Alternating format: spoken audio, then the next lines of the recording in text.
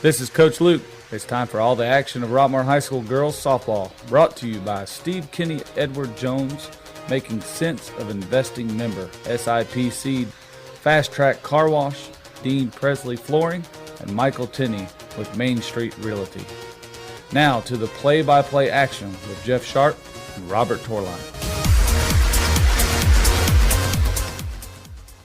All right, welcome back to Rockmart High School. Lady Jackets softball field here on a beautiful Wednesday afternoon, and after yesterday's storms moved through, not a cloud in the sky, 87 degrees, nice little breeze. We're right here in the shade in our normal spot, Chris, and got a nice little crowd coming in. Yeah, it is. It's it's an old rivalry here, as the Hurricanes used to be years ago in our region, and Coach Luke, again, he likes to play outside the region and prepare for some tougher competition. And, it's a lot of people showing up. 5:30 start, so everybody's getting off work and getting back into town. So it's going to be a good matchup. Yeah, and last time it was first game of the year as the Lady Jackets come away with a 6-4 victory in 8 innings. And, expect to see, for the Lady Jackets, Gracie Arnold, freshman in the circle. And she's going to lead, the Elizabeth Nelson, the left fielder, is going to lead things off for the Lady Hurricanes. As we said before, they come in 6-6, 3-3 in region play. They're scoring 7 runs a game, allowing just over 6 runs a game, where the Lady Jackets score about 8.5 a game and allow almost 4 a game. So the crowd's still trickling in. Definite slap hitter here. She's looking for that pitch that she can just pop over the infielder's head. So Gracie's first pitch, low and away for ball 1. She's choked up all the way up to the metal on the barrel. McNabb comes in. That pitch off the plate outside, ball 2. So Gracie's first 2 pitches in the right-handed batter's box. Yep, going away from her. So he's probably going to give her something she can put a bat on right here. Yeah, that one comes in. She bunts. Drag. Arnold gets it and never going to throw out the speedy Nelson as the throw goes over Anna's head, and Emma Evans with her great backup as usual, but that's going to be a bunt single for Elizabeth Nelson. Yeah, should have never threw that ball over there, but thankfully and Coach Emma Luke was over there. Yeah, Coach Luke come out. He's asking for something. Maybe the ball hit her in play. Yeah, may have. I couldn't see from my angle if the ball changed direction off the bat because she had me blocked, and the umpire says no. Yep, they're going to say no. So now the center fielder, Maddie Johnson, steps in.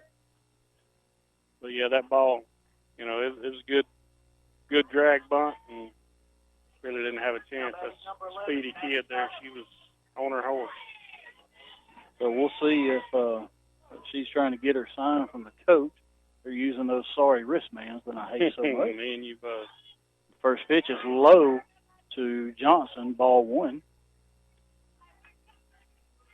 She might have Coach Luke's philosophy, never run on the first one, go on the second one. Yeah, I expect to see her going right here. Showed the bunt right there, so. 1-0 pitch from Arnold. She's not going. She squared the bunt. Throw behind her to Lewis, and not in time. And she changed her mind. She was looking for the bunt to get down. Yeah, and she missed the bunt. She missed it. I don't think she was going. She was just expecting the bunt to be on the ground. So Cartersville comes in.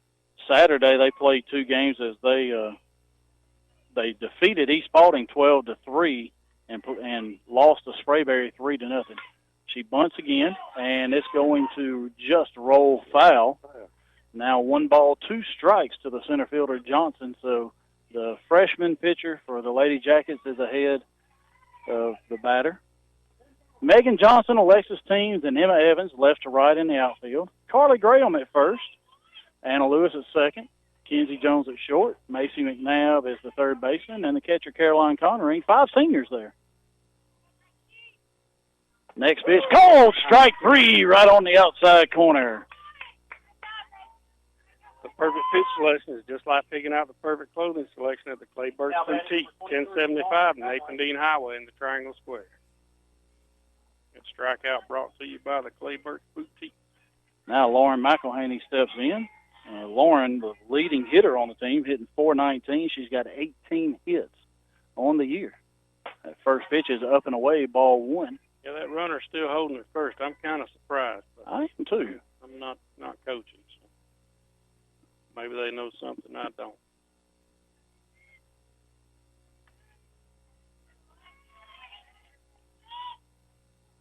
Next pitch just below. Good pitch by Gracie, just below the knees, though, ball 2.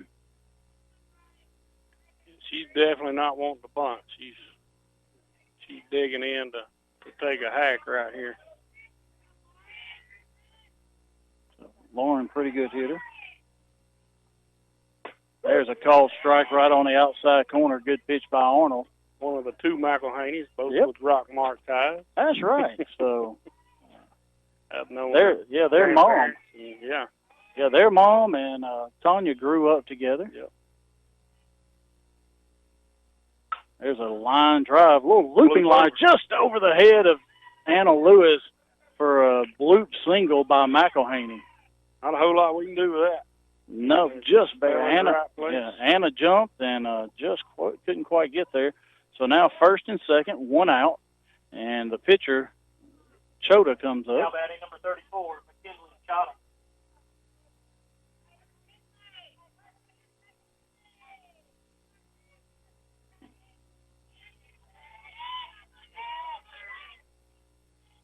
So McKinley Chota, the freshman pitcher, steps in. Takes the first pitch outside, ball 1. Yeah, I think that one that McElhaney hit, I think it got in on her. It's a good pitch. She got enough barrel on it just to get it over the. Sorry, they're trying to put this phone where it's got a little feedback there. I'm not hearing. Must just be my ears then. So, move it up there. Out of your way. Oh, man, there we go. So the first pitch was, or the second pitch was low, ball 2. So Gracie, consistent pattern, getting behind the batters. There's a called strike right on the outside corner. She gets it behind 2-0 and then throws a great pitch right on the outside corner for a strike, and then they usually swing at the next one. Yep. So we'll see if that pattern continues. Hopefully 2-1. Get something to the left side and get that force at third at least. Pitch is up and away, ball 3. I'll take a nice little one-hopper to Anna Lewis with that little backhand flip to Kinsey. Yeah, boy, I don't think Chota's got a lot of speed there to play. They've been playing some good defense there in that middle. Yeah, Lady Jackets, 23 errors on the year through 8 games, but 19 errors through the first 4, as there's another called strike on the outside corner, 3-2 now. 19 errors through the first 4 games. So only 4 here in the last 4 games. So defense has definitely been picking it up. Yep, no doubt. And 4 double plays Saturday. So 3-2 pitch. There's a pop fly. And Emma Evans comes over and makes a running catch, and that's 2 outs now. So good comeback by Arnold as she was behind 3-1. Comes back and gets Chota to pop out to right. Yeah, you hit it anywhere out there from center field to the right field foul line, and if it hangs up for any amount of time, it's caught. Now Anna Kate McElhaney steps in. She's the designated player today, as she's hitting .333 on the year. The younger sister of and there's former McElhaney that batted a couple of. So, Lauren's the senior, Anna Kate's the junior. So, and Lauren actually played on an all-star team with a lot of these girls from Rockmart, and I think 8 and under. There's a fly ball out into center. Teams takes it on one hop. Her throw's coming to the plate, and it's too far over Caroline's head, and all the runners going to move up to second and third. So, RBI single, 2-out single by Anna Kate. Errant throw by Teams, and the runners are going to move up. Again, not a hard hit ball, just hard enough to fall in the spot where outfielders can't close on it. Just over the head of the infielders and just in front of the outfielders. Oh, short. A little long throw there by Teams allowed the runner to advance to third. So now we got the second and third McElhaney's. Now Hannah Short comes up, Hope Short, sorry. There's a called strike right on the outside corner. Now, Jeff, remind me, who was the girl from Cartersville that hit the home run line drive? Oh, it's going to be this one right here, Hope Short. That's what I thought. She's got 2 home runs on the year, the only 2 they have. This is her. She was batting 6th. I think she batted 3rd. She was 2nd, I think. Yeah. And there's a swing and a miss. Looked like a changeup down and away. But, yeah, she was hitting 2nd in that game. She's hitting 6th here. Of course, Lauren was hitting 5th or 6th, and now she's up in that 3 hole. So they've made a little bit of change where her average isn't as good as everybody else has been ahead of her, but she does have 2 home runs on the year. 0-2 pitch, that bounces in right back to Caroline, and no chance for McElhaney to score from third. Well, she didn't even take a look. She didn't want to make that third out at home, I'm sure, and she never even attempted to run. So McElhaney at third, the other McElhaney at second, 2 outs, 1 ball, 2 strikes to Hope Short. See, Carly's parents are getting here to see her debut on the season. Yep. Sid's been here. Yes, it has. And Brad's been working a little over. There's a line drive. That's over the head of Megan Johnson. That's going to score 2.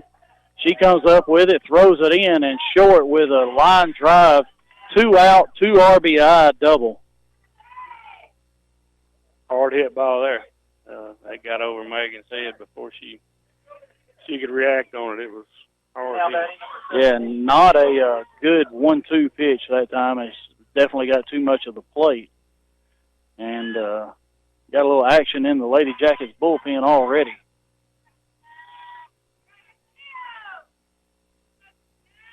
Two outs. C.O. Sigler. Ground ball to third. Just foul. McNabb backhanded it. She was getting ready to make that throw. Yep, she was already posturing to make that throw. Looks like Lexi Sharp down in the bullpen. Yep, Landon Wigley's down there catching her.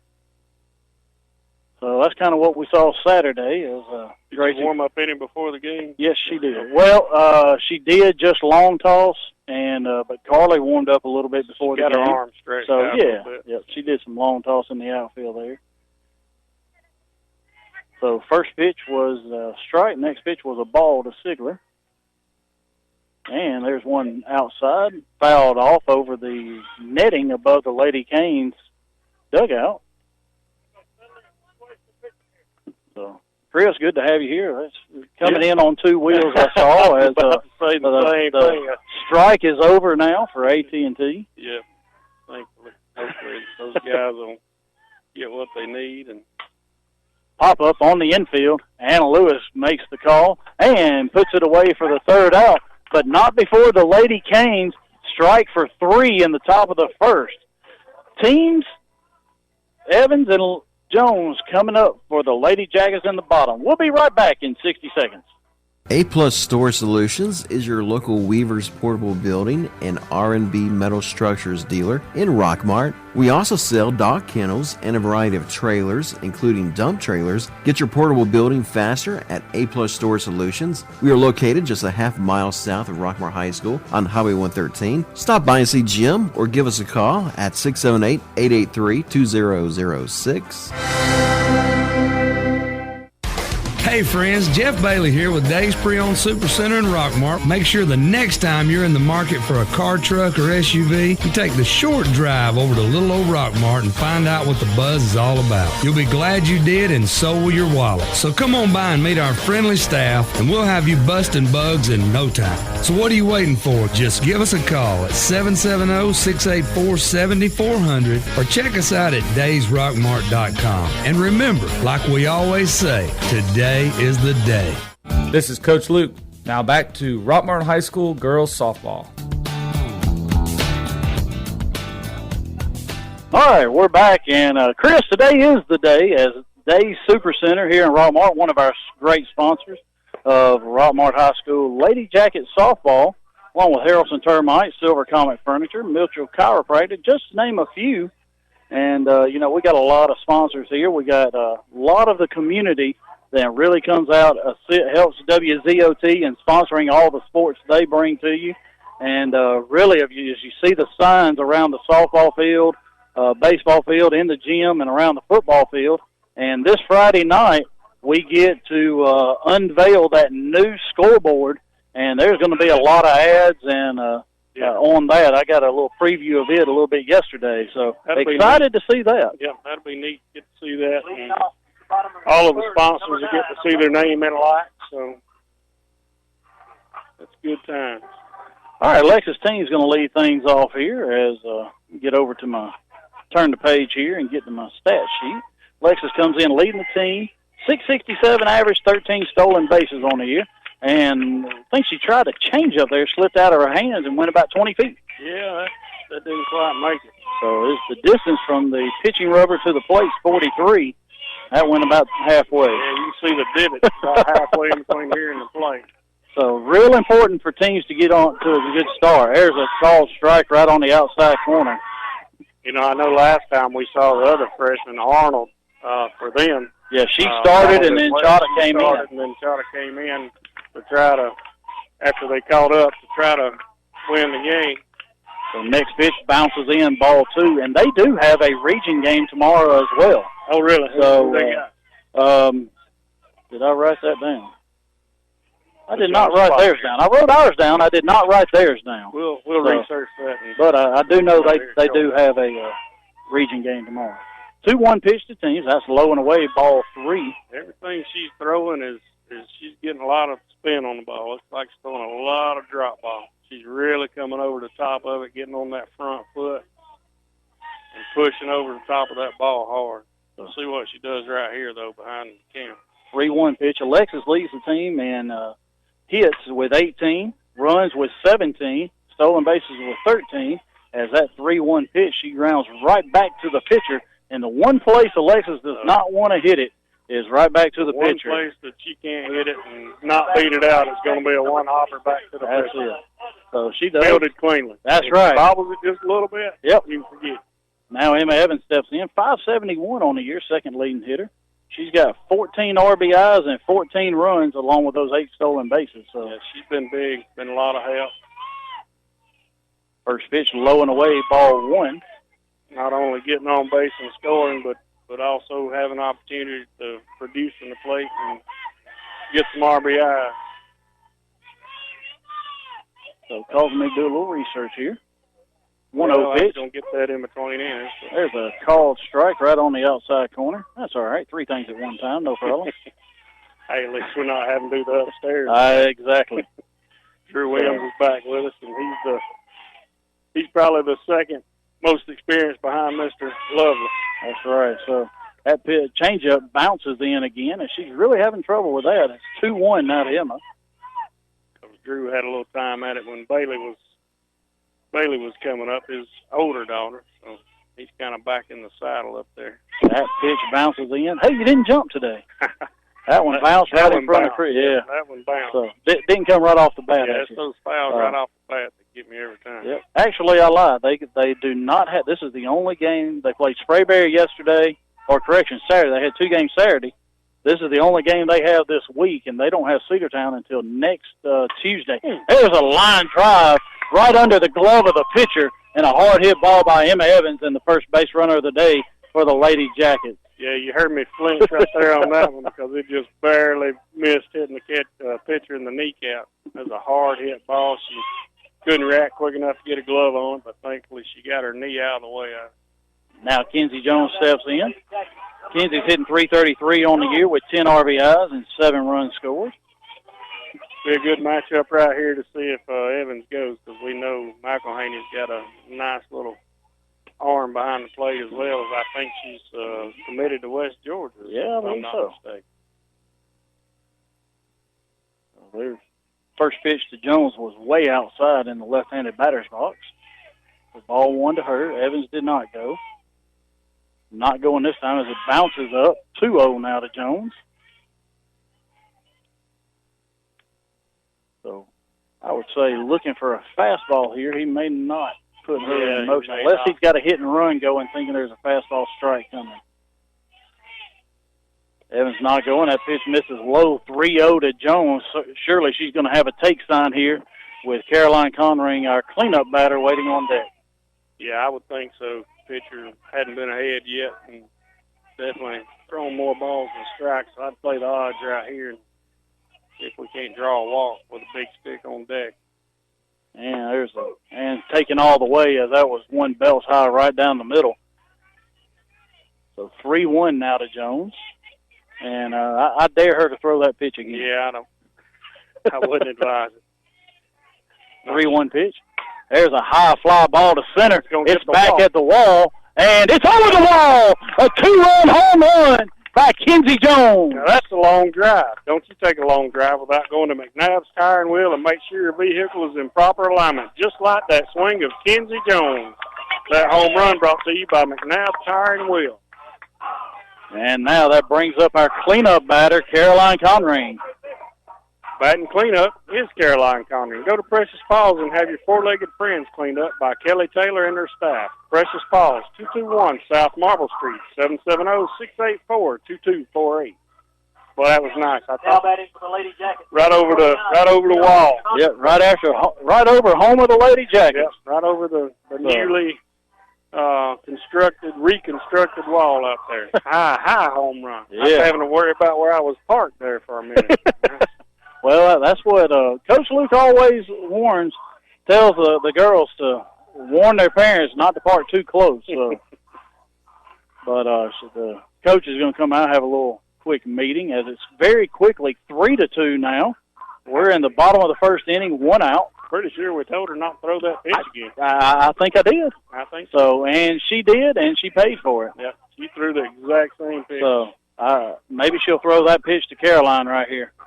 Yeah, next two batters, she don't want to do that.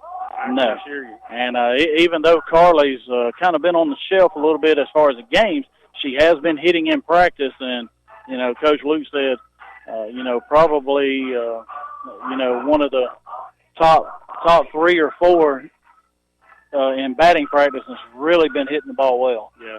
So we know she can hit. She's just probably going to have to get settled in here next few games and, get her wheels back up on her. Well, and he did say if she gets on base, he's going to run for her because he does not want her doing anything to hamstring. So Conring steps in, takes a pitch off the plate, ball 1. We gained Graham back and unfortunately lose Samantha again, pending an RBI on that hip that she had surgery on a year and a half ago. RBI? Did I say RBI? Yeah, she sees an RBI. MRI. Okay. On the MRI. I'm looking for an RBI, but pending on the RBI. There we go. MRI. So, you had me. I was like, yeah, Sam needs some RBI. Yeah. But yeah, so MRI on that hip. Yep. MRI. And we hope everything goes well there. 1-1 pitch. Oh, and Caroline just missed that one. Fouls it off into the Cartersville stands down the first baseline. So now 1 ball, 2 strikes to Conring. 1 out. It's 3-2, first inning. So if you're just joining us, 3 runs for the Lady Canes, top of the first, a 2-run homer by Kinsey Jones. Changeup hit hard into center field, and that's a 1-out single by Caroline Conring. And she just reached out and hit a hard ground ball right through the infield. Reached out and hit that hole, and got a runner, Maddie Owen, coming in for our catcher. Number 6, Maddie Owen. Fresh. Now Caroline Conring's coming in so just looking for Carly to hit a ball hard and get on base. It's, Yeah, she had on that bat Saturday and put the bat on the ball, but grounded out to short. I talked to her after the game, and she said she was nervous. So she said she was excited on that one. Well, good to get those nerves out of the way, and now Carly can settle in right here. So one of the 7 seniors here, and good to see Carly in her first start. She takes that first pitch low, ball 1, as I think she hit the first pitch on Saturday. She did. That's what she told me out in the parking lot. She said she was so excited she just swung at the first pitch. Well, it'd be all right. Oh yeah, you got a lot more coming. Many more coming. 1-0 pitch. That was called strike right on the outside corner. Not really the one she's looking for there. We may be the only team in Georgia that's playing a non-region game right ahead of a biggest region game of the year. Yeah. Well, it really, going in, you really didn't think it was going to be that way. Next pitch, high and away, ball 2. But the way things kind of worked out with Day County going 4-0 right now, they beat Chattooga 4-3. And we really thought it was us and Chattooga, and you get by them and Pepperell, But here we are again with Dade County, just like it is every year.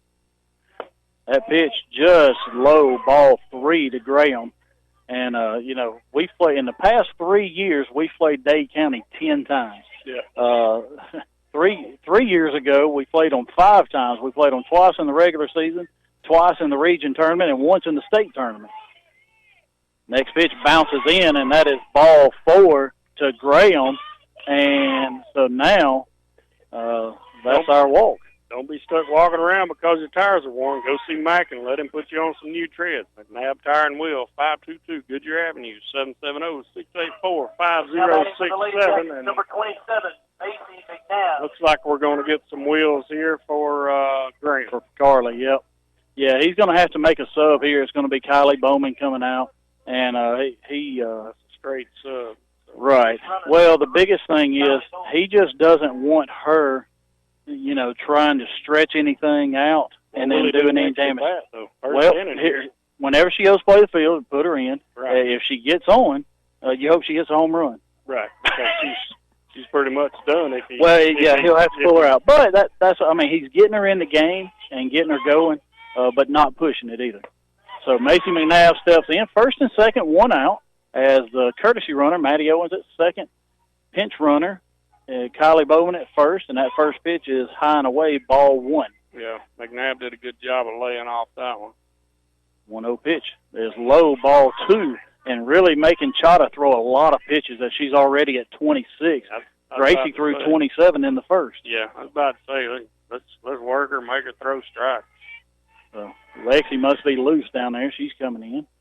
There's a high fly ball on the infield. Shortstop Sigler comes in, and that's going to be an infield fly on McNabb.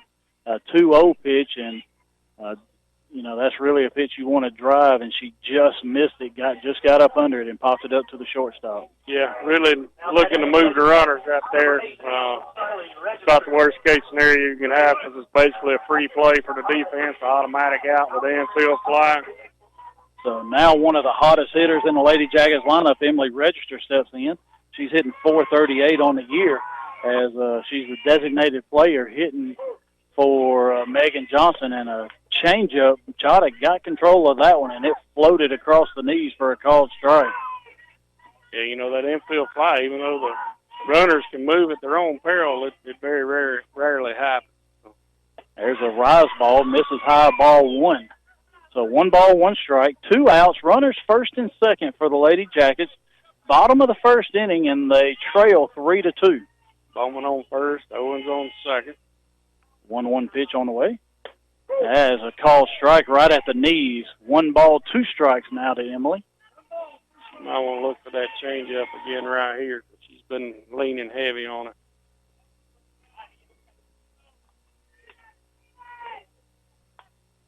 A 1-2 pitch, and it's not a changeup, but it's looped right to the shortstop as it was outside. She got out and around it and just hit a little pop-up to the shortstop. She made a running catch, and that's the end of the first.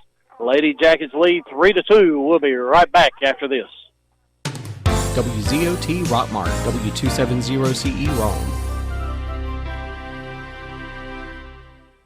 Are you aware that untreated wood is highly susceptible to termite damage? Are you bothered by other pesky insects like bed bugs, ants, roaches, wasps, and hornets? Call Harrelson Termite and Pest Control for an inspection. They have the experience to handle your pest control needs. Call Harrelson Termite and Pest Control today to schedule an appointment. Silver Comet Furniture, your one-stop shop for all your furniture and bedding needs. We carry brands such as Ashley, Catnapper, Liberty, and Jameson Mattress Company. That's Silver Comet Furniture, 678-685-4320, 2000 Cedartown Highway in Fish Creek. If you are experiencing headaches or back, neck, or leg pain, Dr. Douglas Mitchell can help you get back to your peak performance through modern chiropractic practice, equipment, and technology. Call to schedule a consultation or appointment at 770-684-4963.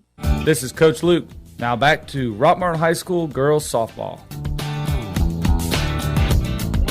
Number 4, Kylie Arnold. All right, we're back at Rockmart High School. Emily Register is going to come in and play first base now, as she's the designated player, so she can hit and come in and play defense. So right now, Carly is still out of the game as Bowman is in for her. But I'm sure the next time her at bat comes up, that'll switch. So first pitch from Arnold bounces in to the second baseman, Kylie Arnold. Arnold versus Arnold here. So ball one. This is the batter, Arnold, first base coach over there. His dog. Okay. Well, and I see why Emily's playing first. Carly's in the bullpen. Ooh. So that next pitch is low, ball two, as she did warm up before the game with Gracie. So, and he did say, it's going to be Johnny Holstaff today because he's saving Emily for tomorrow against Dade County. So you might see you got Gracie right now as there's a good pitch and just dropped off the table, a swing and a miss by Kylie Arnold. Well, by the nature over here in Jacket Country, we never like to lose, but, we got to do what we got to do to stay focused for tomorrow for the game that actually counts. Yeah, there's an inside pitch that fouls off down to the third base box. So, yeah, this is a non-region. And Coach Luke said, he's like, you want to win them all. Yeah. But, the region games are the most important. So you're saving your pitcher there. Not that you're doing anything to try and lose this one. No, we've proved we can win without a pretty doubt. much whoever's on the mound. It's just a matter of we got to hit the ball and limit the errors.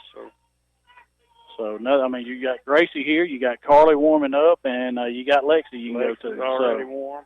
That's with Sam out, that's the three you've got now. Next pitch, and just a little dunker. Arnold picks it up, throws to first, and just throws her out by a step. But you know how many teams in fast pitch softball period would like to have 4 or 5 pitchers? It's very rare, not heard of very often. No doubt. Emery Jenkins, the right fielder, steps in. That's something Coach Luke's always been blessed with, and he's got a freshman in Madeline Schumann down there. Yep. So he can throw her in there if he has to. But he's been blessed with a lot of pitchers here as Arnold gets ahead, a nice strike right at the knees. Arnold ahead of the Jenkins hitting in the 9 spot here. She's the right fielder. 0-1 pitch. Just misses low and away, ball 1. And I'm quite sure one of Coach Luke's plans for the day is to try and get a lead and get Caroline out of the game so she can do a little resting for tomorrow's game. That pitch is low, ball 2. Yeah, tomorrow's game is tough, not just on the field, but that long 2-hour ride ride up there. It's a long way to Dade County if you've never made that trip. It's a vacation day for most people that work. 5 o'clock start. There's a called strike. 5 o'clock start tomorrow. Up there, you got a JV game right after that. Yeah, so, I think this is the first time I remember playing a JV game. That's what he said is the first time ever. I think so. I know last year, it was 10:30, quarter to 11 before we got home, so I'm not sure how that's going to work out. 2-2 pitch, ground ball to McNabb. She comes up, good strong throw to register, and that's 2 outs. So Arnold struggled a little bit in the first, but with it, the 8 and 9 spot due up, gets the first 2 to ground out. Yeah, and that's what you want. You get that 8 and 9 spot coming up first, and you want to take that momentum away and not let that lead off, especially this one with a lot of speed that we've already seen. Not let her hurt you with the bunt again or the slap in the hole somewhere. Well, she kind of had a swinging bunt, a little nubber out in front of the plate. That first pitch over the head of Nelson, ball 1. Yeah, you heard me react there. I thought that one got her. So Nelson, left-handed batter. I think I ducked before she did. 2 outs, top of the second inning. Next pitch is high again. Nowhere around her head this time. Ball 2. Yeah, Johnson's pulled in a little bit in left field. Alexis is in just a few steps. And shaded towards left. And shaded, yep. She's not playing straight up center right now. 2-0 pitch from Arnold, going away. And there's a ground ball. Jones comes in, fields it, throws across, and just throws her out by half a step. So a good comeback inning by Gracie Arnold, 3 up, 3 down. And we're going to the bottom of the second. We'll be right back in 60 seconds. Freeman Harris Funeral Home, the funeral home that has been providing a strong arm for our friends and neighbors to lean on for the past 76 years. We are proud of the young folks of our community and wish for them success on the field and off. Freeman Harris Funeral Home, Rockmart's very own. Buy Low True Value, 308 Nathan Dean Parkway in Rockmart invites you to come by and watch the inventory grow every day. We're the home of the Garrett Brothers Sawmill. Our family has been processing and selling our country's greatest renewable resources for over 100 years. Like us on Facebook or give us a call at 770-684-5075. This is Coach Luke. Now back to Rockmart High School girls softball. All right, we're back in a shutdown inning by Gracie Arnold as she gave up 3 in the first, but gave up, and then the Lady Jackets come back with a huge 2-run home run by Kenzie Jones, and Gracie's going to lead things off here in the bottom of the second. Yep, we're at 8-9-1 as well. So Gracie comes in hitting .286 on the year. She has 2 home runs and 10 RBIs. So the freshman coming in making an impact around all these seniors. Yeah, and we've talked several times how heavy senior we are. It's a good group. Leading off the bottom of the Yellow Jackets attacking you over here, Jeff. Yeah, something is. I don't know. I think it's the Yellow Jacket. Oof. I don't know. It was tapping on my headphone here. So good thing I had it on. It was stung my ear. So Gracie Arnold steps in. Anna Lewis, the senior second baseman, waits on deck. First pitch called strike outside corner. No changes that I can immediately notice for the Hurricane defense. So Carly looks like she's finished with her warm-up tosses. Her and Landy going to come trotting back in. So that next pitch misses way outside, ball 1.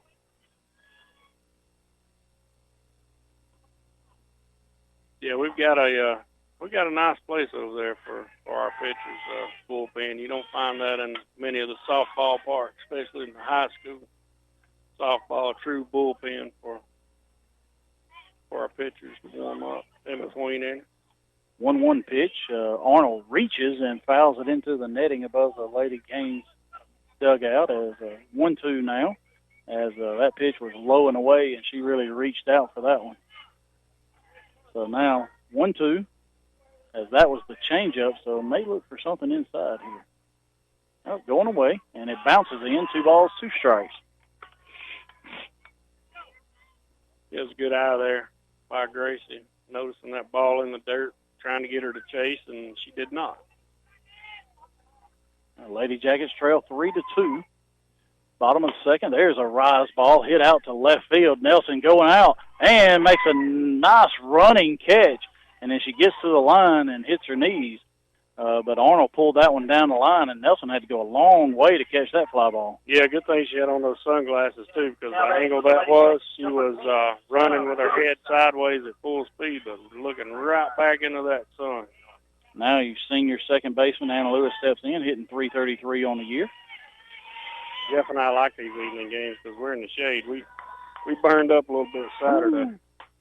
Should have put the 10 up, but I didn't. First pitch was up and away, ball 1. It really wasn't, temperature-wise, wasn't hot. Just the sun, but the sun beating right down on us as we had the phones got too hot, the iPad got too hot, and we got too hot. Next pitch was low and inside, ball 2. But a beautiful day today. Like I said, 87 degrees, and we're in the shade, more importantly. Hopefully 2-0 right here. Lewis can find something she can poke in a hole, which she does so well, placing the ball. 2-0 pitch. And she does right down the line.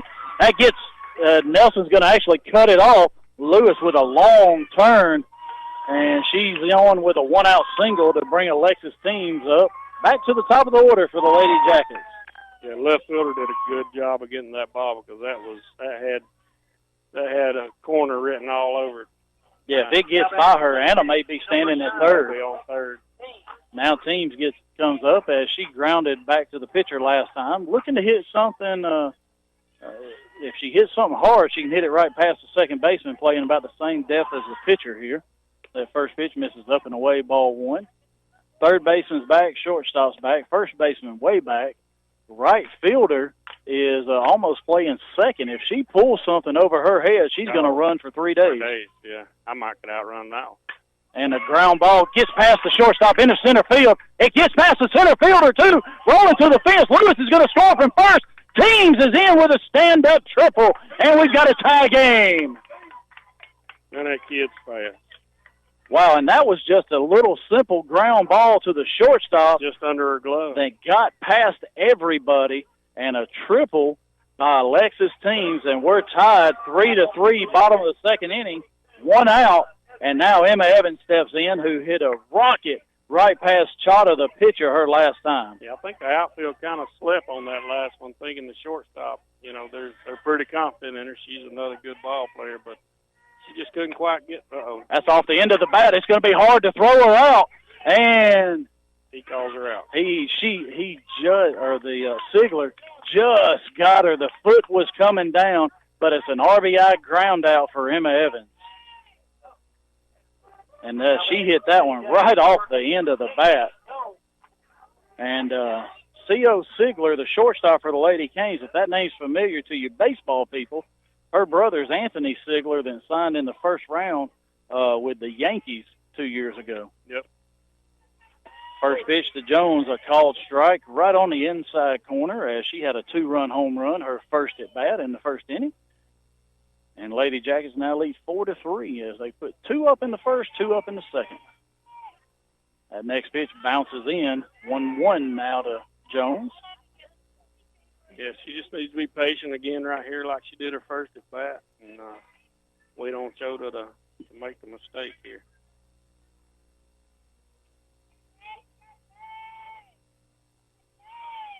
One pitch. And that's a hard hit ball off the glove of the third baseman, and that's going to be a 2-out single for Kenzie Jones as that ball hit too hard as she tried to backhand it and just didn't stay in her glove. Yeah, that one almost took her glove off right there. Here we have batting cleanup, Caroline Conring. Go to Precious Paws and have your four-legged friends cleaned up by Kelly Taylor and her staff. Precious Paws, 221 South Marble Street, 770-684-2248. This is a good day, Chris. We've got all 4 of them in so far. Hey, and you've only had to remind me twice. That's right, and we're only in the second inning. Caroline Connery steps in as she takes the first pitch, low, ball 1. She singled her last at bat, hit a hard ground ball right back through the middle. Yeah, I'm ready to see her turn loose on one. So Caroline was hitting 304 coming in, so that average has gone up. Looking for her to really get on track. Jones takes off. She turns to look. May have been a hit and run as the pitch was low, and Jones with her 4th stolen base on the year. Yeah, that's the first time we've tested the arm back there. So. Yeah, and Jones looked back like she thought it may be a hit and run, but the speedy senior shortstop gets in there pretty easily. 2-0 pitch to Caroline. Way up and away, ball 3. So 3-0. Maddie Owens needs to be getting her legs stretched out there. She's a courtesy runner for Caroline. She is the one for the day. So she's the one for the catcher. If Gracie gets on, we'll see who the one for the pitcher is. 3-0 pitch. And that's thigh high right down the middle for a called strike. And I'm going to say it again. I dare you to throw that pitch again. Caroline works twice in a row. Caroline might put that one off one of the retired Lady Jackets numbers out there. 3-1 pitch on the way. And same pitch, and she took it for a called strike. 3-2 now. Yeah, interesting to see her take that pitch 2 times in a row. So 3-2 now. Next pitch, and right off the handle, a little looping liner to the second baseman for the 3rd out, but not before the Lady Jackets score 2 to take the lead 4-3. At the end of 2, we'll be back right after this. Get your bronze on. Visit Totally Bronze Tanning Salon at 254 West Elm Street in Rockmart to get that beautiful bronze look. Totally Bronze Tanning Salon has a very clean and cool facility with a safe, well-lit parking area. For a quick tan, they have sunless spray tanning. Call them today at 770-684-3003 for an appointment or go by 254 West Elm Street in Rockmart. From wilderness trails and rugged terrain to long winding roads and sand dunes, every driver has their own hill to climb. Let's get to the top. For a limited time, get a $50 or $70 reward card after submission with the purchase of 4 new select BF Goodrich passenger or light truck tires. Go to the experts at McNabb Tire and Wheel, 522 Goodyear Street. See bfgoodrichtires.com/promo for complete details. Offer expires 9/3/19. Void where prohibited. This is Coach Luke. Now back to Rockmart High School girls softball. All right, we're back at Rockmart High School. Top of the third inning, Lady Jackets lead 4-3 over the Cartersville Lady Hurricanes. And we're going to have 2-3-4 due up for Cartersville. Gracie Arnold still in the circle. Has really soft out there, and whenever Gracie's front foot lands, she's about 5'2" right now. She goes to about 4'8". Caroline's throw right on the money. Hey, nice shot right there, CC.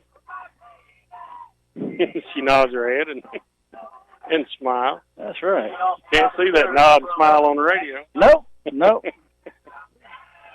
So now Johnson steps in as she struck out looking her first time up. She's the center fielder, Maddie Johnson, for the Lady Canes.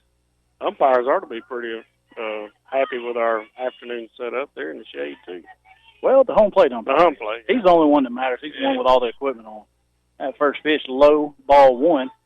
So, he's been in the shade pretty much the whole game, too. So that was another issue Saturday was the umpire overheat. Yeah, the second game, man, it really wasn't that hot, but it was pretty humid.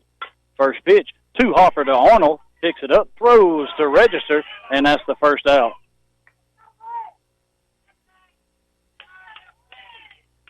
Now Lauren McElhaney steps in as she singled on a little looper just over the outstretched glove of Anna Lewis in the center.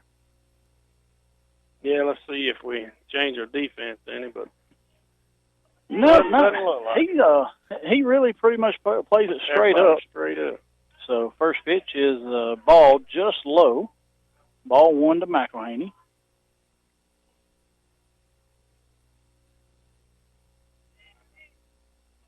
Arnold takes her sign from Conring, the catcher. Sets up outside. There's a called strike right on the outside corner. That's a nice pitch right there. I'll tell you what, good strike zone today. Yeah. Nothing to argue about today. Not yet. 1 ball, 1 strike. 1 out. Top of the third inning. 1-1 pitch. I look like tried to go a little something, maybe off speed. Not sure. It went a little high, so ball 2.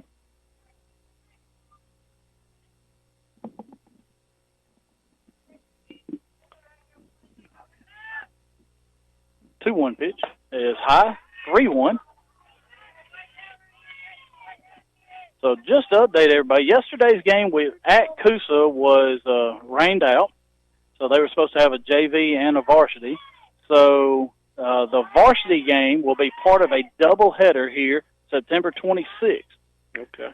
And so not sure about the JV. There's a fly ball to left field. Megan Johnson comes running in and catches it about 4 steps off the dirt, and McElhaney flies out to left for the second out. Yeah, she wanted that one. She came charging full steam. That was her ball all the way. Now the pitcher, McKinley Chata, steps in as she flew out to right her last time up. And after that first inning, Gracie settled in and got a 5. Well, it'd be 6 in a row now. That foul ball right back at Riley. Riley Evans ducking out of the way over there. Where you going, Riley? He says oh, yeah. Well, that's what's funny. The Saturday, Emma got the hit to score the 2 runs, and it was right at Riley, and he fell back in his chair. I didn't hear about that. Oh, yeah. I didn't know about it until during the second game, Emma told me. Next pitch is a changeup, comes in.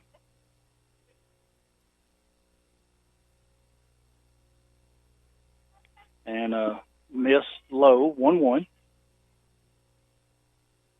Next pitch. There's a little looper just over second into center field. good outside pitch, and she got off the end of the bat and just strong enough to get it right where nobody is. She just reached out there and flipped the wrist on it. So that's going to be a single to center, and Chada's going to get a courtesy runner. Number 6. As it's going to be number 6, and that is Lewis. I think I heard Mickey Lewis. There you go. Now, Anna Kate McElhaney steps in, and she singled on a little looping fly ball to center her last time up. So getting updates from Coosa as middle school volleyball is playing there today. Okay. So Kylie's playing there. They won one and lost one.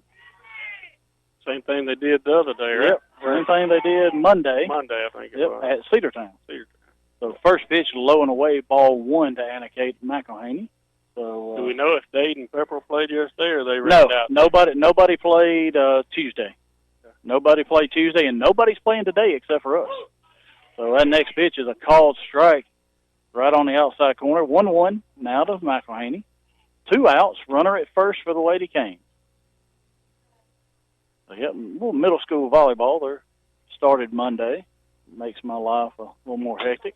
And there's a one hopper right back to Arnold. She low throw, but a good scoop by Emily Register, and that's the 3rd out.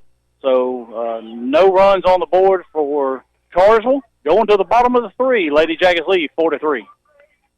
Are your power bills way too high? Are you staying cold in the winter? Maybe it's time you contact your local insulation dealer, Timmy Montgomery, for insulation inspection. TNT Insulation can handle all your insulation needs from new home construction to general repair. TNT Insulation also specializes in spray foam insulation. Stop by to see them at 562 P Ridge Road in Rockmart or give them a call at 770-684-1887. At Century Bank of Georgia's Rockmart office, you'll find the reassuring blend of responsive, personal service with a wide array of accounts, technologies, loans, and more. And you'll find each delivered by a bank professional whose goal is to exceed your expectations of what a bank can be. We invite you to discover all we are today. Your local choice for community banking. Go Jackets. Century Bank of Georgia, Rockmart. We want to be your bank. Member FDIC and Equal Housing Lender. This is Coach Luke. Now back to Rockmart High School girls softball. All right, back at Lady Jacket softball field. Carly Graham going to come back in and hit as she comes back in. Kylie Bowman goes to the bench as she ran for her. The Lady Jackets, number 15, and Carly Graham. Carly with her 3rd at bat of the year. Yeah. Carly gets on here, he'll have to make a decision, though, to either keep her in the game or burn her for the rest of the game. Yep. So she walked her last at bat. Saturday she got 1 hit the first pitch, grounded out to short. And you still see her. She's able to run, but you see she's still not quite at full speed yet, just kind of taking it careful. So first pitch is a changeup, ball 1. And if I'm Cartersville, if I know anything about it, you might be one of those intentional, unintentional walks coming here. Force loose sand. Next pitch is low, ball 2, as I believe she walked on 4 straight last time. Yep, she didn't even get the swing. So 2-0 now to Carly. And as I was saying, she'll be burned, which means the starting player can re-enter once. That pitch is low and inside. 3-0 now to Graham. And just nothing. She's a little frustrated there. You can tell she's wanting to I didn't catch Coach Luke's sign if he gave her to take one or a green light here. So we'll see. I wouldn't know it if I saw it. That pitch, thigh high, right down the middle for a called strike. So I'm going to say he gave her to take one. Yeah, that was so now let's see if she'll throw something close and Carly can reach out and touch here. Yeah, if she sticks with what she's been doing, she'll throw the exact same pitch. 3-1. And there it is. And Carly took it a little bit higher that time, but she took it for a strike. 3-2 now to Carly Graham. Lady Jackets just still having trouble pulling the trigger on some of those good pitches. 3-2 now. And there's a high fly ball to center.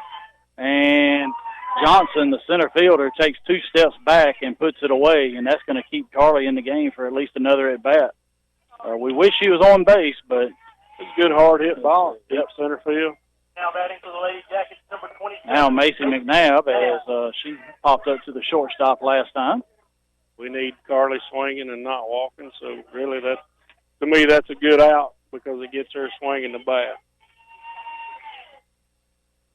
There's a rise ball. That's going to be a single just over the head of the third baseman, and McNabb with a 1-out single. Not sure where she hit that one off of. I guess the handle, it just had a weird sound to it. But I thought it was more off the end of the bat. Might have been because it was a rise ball, it looked like. And she went up to get it, and it looked like it was right off the end of the bat. But strong enough to get it over the head of the third baseman. And now Emily Register steps in as she popped up to the shortstop last time. That rise ball is taken, ball 1. She had a good week at the plate last week. She had a lot of hits. Yeah, I know one game she went 3 for 3. May have been the Murchie game here. So did pretty good over the weekend as well. Next pitch is high and away. Ball McNabb on the way. And she just got tagged out. He called her out. She slid in. And, it was a missed sign by Register at the plate. It was a hit and run. And McNabb gets thrown out. Well, she must have reached back and tagged her from behind. Well, I saw she reached back and tagged her right on the shoulder. Now, 2-0 count, and Register pops up to the catcher, and that's going to retire the side for the Lady Jackets as they go 3 up, 3 down with a single in there. At the end of 3, they lead 4-3. We'll be right back. What kind of cake will they serve at your retirement party? Chocolate? Red velvet? Well, go ahead and call the bakery, because whether you plan to retire in 15 years or 50, a State Farm agent can help you take charge of your retirement and help make it seem like, well, a piece of cake. Sherman Ross State Farm Insurance, 122 East Elm Street in Rockmart. Call 770-684-3500. Email him at sherman@shermanross.net. Like a good neighbor, State Farm is there. Neither State Farm nor its agents provide tax, legal, or investment advice. Consult your own advisor regarding your particular circumstances. Alvis Miller & Son Funeral Home, being the only locally family-owned and operated funeral home in the area, they give wonderful personal attention to you and your family. To find out more about their services, call 770-684-5437 or visit alvismillerfuneralhome.com. This is Coach Luke. Now back to Rockmart High School girls softball.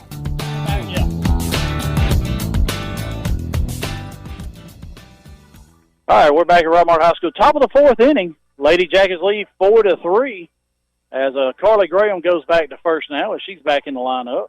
Leading off the top of the 4th, number 2. And now Short, Siegler, and Arnold, 6, 7, 8, due up for the Lady Canes as Short had a line drive double over the head of Megan Johnson her last at bat. Has a big 2-out double for the Lady Canes, scoring 2, giving them runs 2 and 3 in the first inning. Yeah, we've seen her swing a strong bat every time she's faced us the last 2 games. Home run, one solid off the wall that would have been a home run had it had 2 more foot on it, and then the line drive she hit over Johnson's head. That one hit out to Lewis. She picks it up, and no time as that ball had some funky spin on it. Just didn't get to her. Yeah, never got there. Arnold didn't come out of the circle to go get it, and that's an infield single for Short. Yeah, I think that spin kind of had Arnold fooled as well, as it didn't get by her quick enough, and it never really made it to Lewis. So it just kind of died right there in the middle of both of them. Now Siegler squares the bunt. That pitch is in the dirt, goes high as Caroline dropped to block it, and she did block it, but it went high off the screen and allowed Short to get there as Siegler popped out to second her first time up. And as you mentioned, another dangerous bat here, low in the lineup. Now Siegler's going to square and bunt. She does bunt and bunts it foul. So coach for Cartersville is trying to get that runner to third. Nobody out. Runner at second now as she's trying to get her over to third here, even sacrificing out. Yeah, he's going to sacrifice an out, try to move that runner and at least even up the score. So 1-1. Ziegler squares the bunt again. She does. She gets it down. Carly comes up with it, throws to Anna, and she beats the throw. So Ziegler with a bunt single, and Coach Luke's going to come out and call time. We're going to take 30 seconds. Be right back. Lewis Motor Company in Rockmart carries a wide variety of quality vehicles with the inventory updated on a regular basis to provide you with the best selection. Let Lewis Motor Company put you in a vehicle with their guaranteed credit approval. Lewis Motor Company, 218 South Piedmont Avenue in Rockmart. I'm Barry Williams, Athletic Director at Rockmart High School, and I would like to thank our Booster Club, sponsors, and community for supporting Rockmart High School athletics. Go Jackets! All right, we're back. Coach Luke still in the circle, meeting with his all-senior infield and a freshman pitcher, and looked like that was kind of more at her fielding her position a little bit. Yeah, but that may have been a teaching moment for the freshman Arnold there. You know, took a lot of time there to explain to the whole infield, you know, what we need to do in that situation, because we know we're going to see it way. And can also be setting up a first and third play right here. Lady Kane's first and third, nobody out. I'm sure he went ahead and set that while he was there. Kylie Arnold, now the batter, she grounded back to the pitcher her first time up. She squares the bunt, takes it low, and the runner just jogs down to second. And threw it over Arnold's head, and I think that might have been intentional, Rick. I think it was. I think it was. Throw back to the pitcher went over Arnold's head, but Jones was obviously there to back it up, and runner on third never even took a look. So now second and third, nobody out, and she swings, pop up right in front of Caroline, and unable to make the play there. So 1 ball, 1 strike. Yeah, her and the umpire kind of did the tango there for a second. So 1 ball, 1 strike. Runners second and third, nobody out. We're top of the 4th inning for the Lady Hurricanes. Everybody wants that ball caught, but it didn't get up that high, and it's hard to get that mask off and find that ball when it doesn't really get up that high. 1-1 pitch, swing and a miss. Good pitch by Gracie Arnold. Looked like may have been, as it just kind of fell off the table on that outside corner, may have driven a drop ball there. So 1-2. Boy, a strikeout would be big right here. Yeah, or it'll pop up on the infield. She grounded right back to Gracie last time. Yeah, make sure you check your runner, make a good throw to first. Going away. Oh, and just missed off the plate. Caroline really set outside. Gracie hit her mark, but it was just off the plate outside ball 2. Yeah. And you heard Coach Luke yell, yes, he wanted that pitch.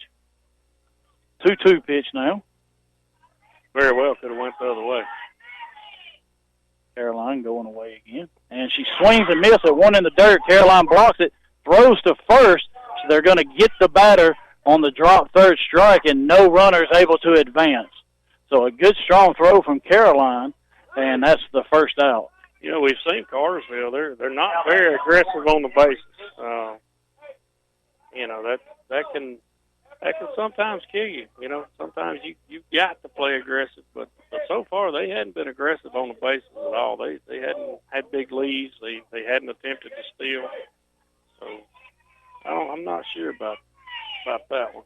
Now Emery Jenkins, the right fielder, as she grounded out to third her last time up. This time she pops up on the infield, and Anna Lewis right there as the infield was playing in, and that's 2 huge outs here for Gracie Arnold in the Lady Jackets. Yeah, man, if we can squeeze out of this one without a run, we'll consider that a good inning. Now Nelson steps in as she singled on a bunt back to the pitcher and a ground out to short. And second and third still 2 outs. So now the infield's going to back up. Jones is going to stay in with the left-handed slapper Nelson. Megan Johnson may need to come in a few steps. Not sure if she's going to hit it real deep there. They're going away. There's a ground ball, 2-hopper to Jones. Fires over the head of Graham, and that's going to be an costly error on Jones as the speedy Nelson made her rush her throw, and 2 runs are going to score for Cartersville, and they're going to take a 5-4 lead. Yeah, you know, Jones knew she was speedy. You know, she played the ball perfect coming up the middle and just just rushed it just a little bit. I think if she'd have took her time to plan a little more, she would have made that throw and still got the out. So we do know that Nelson is very fast over there. So now we got a sub for the Lady Canes as Lewis is going to come in to hit. We saw her come in as a courtesy runner, and now she's going to hit for Johnson in the 2 spot. 2 outs, runner at first, and foul tip right into the glove of Caroline. So Lady Jackets had a chance to get out of that inning, not giving up anything, and an errant throw gives the Canes the lead. So now 2 outs, 1 strike, runner at first, and a ground ball. Jones going to get another shot, and that ball takes a tricky hop, and that's going to be another error, allowing the Canes with first and second now.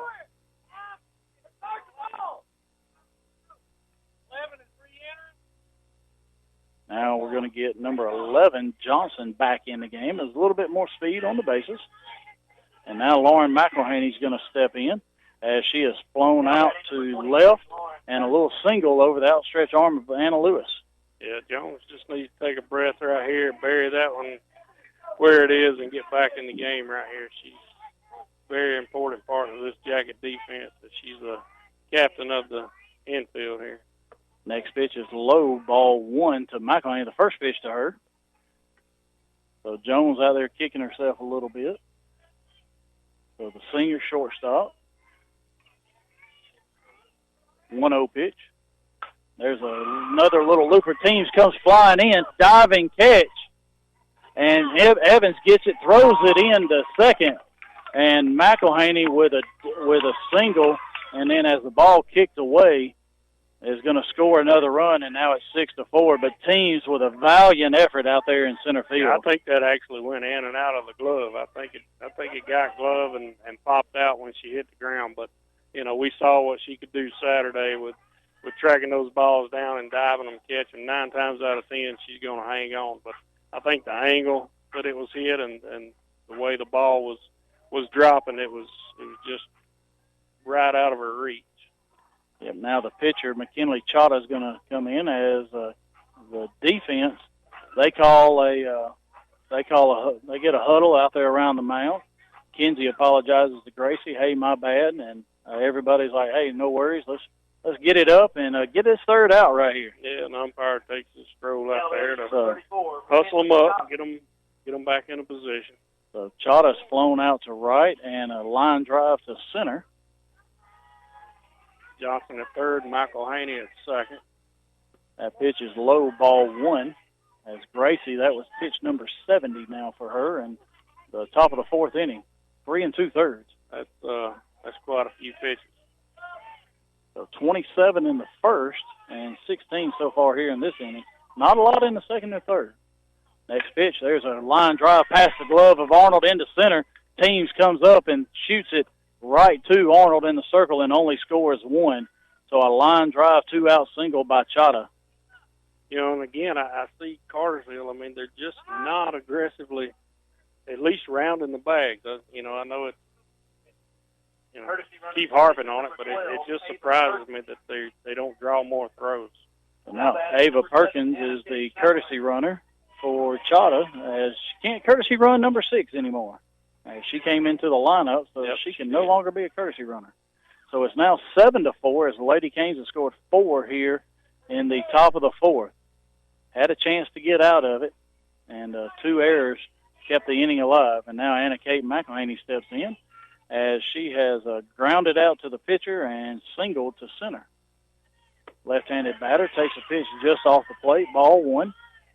First and third for the Lady Canes, 2 outs. Yeah, we need to get out of this one. Need to get our girls off the field and get back in here and dug out and start hitting the ball. Next pitch misses low, ball 2. Still no activity in the bullpen. No, Lexi's been down there and warmed up in the first inning. Carly went down there and warmed up in the 3rd inning. So they both probably are loose. Like to see them throw a little bit, but there's a called strike outside corner. So, yeah, of course... be a good time to have Lexi down there throwing.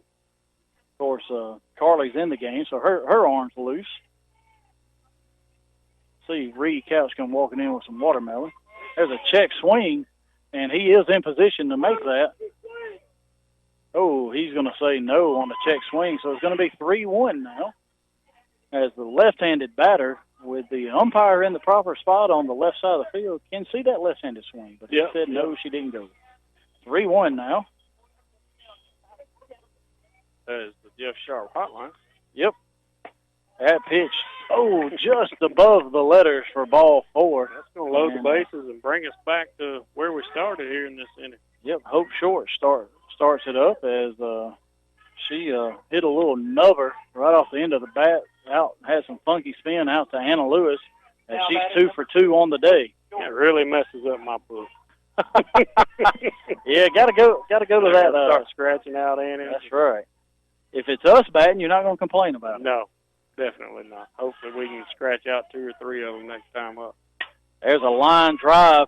Jones with a diving catch behind the bag, and that's the 3rd out.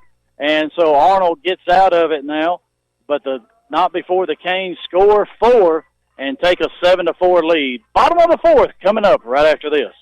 Here's a real post from a real Chick-fil-A guest. At Brittany Zillig writes, have you ever had an egg white grill from Chick-fil-A? If not, you're definitely missing out. Egg whites, cheese, and grilled chicken on a toasty English muffin.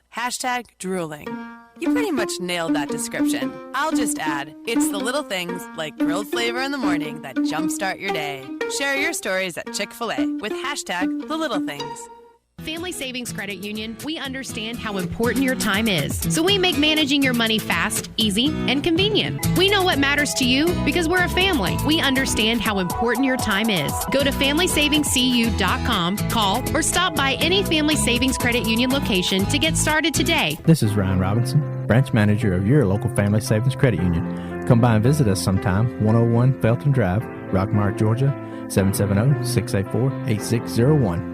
Equal Housing Opportunity member NCUA, NMLS number 800746. This is Coach Luke. Now back to Rockmart High School girls softball.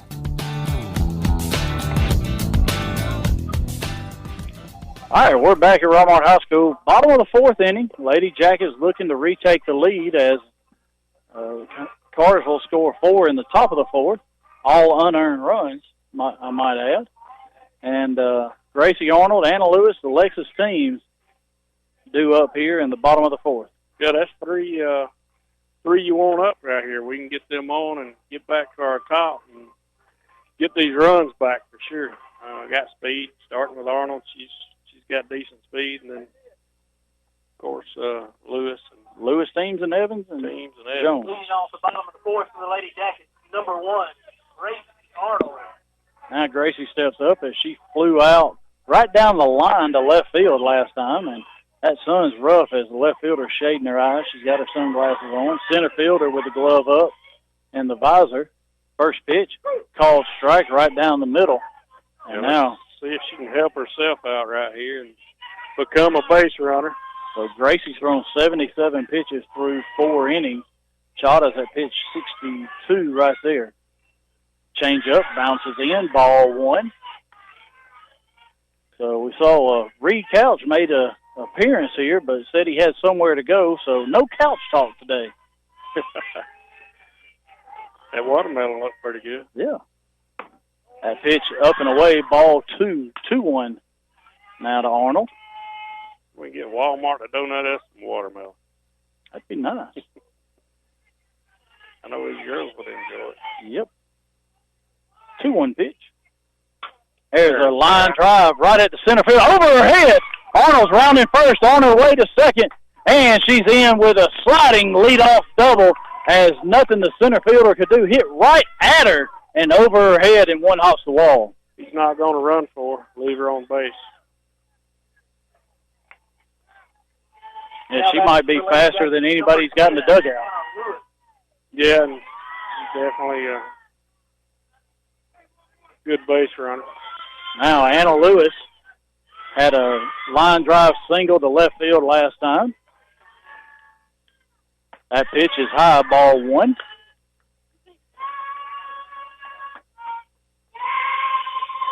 Now you hear that Lady Jackets dugout getting loud. Fired up over there.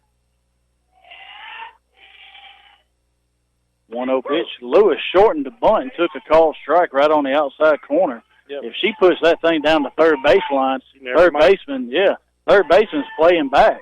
Yep. Second baseman way up, first baseman back. Right fielder playing second base. That pitch bounces in, ball 2. I'm hoping Anna saw that because third baseman never moved.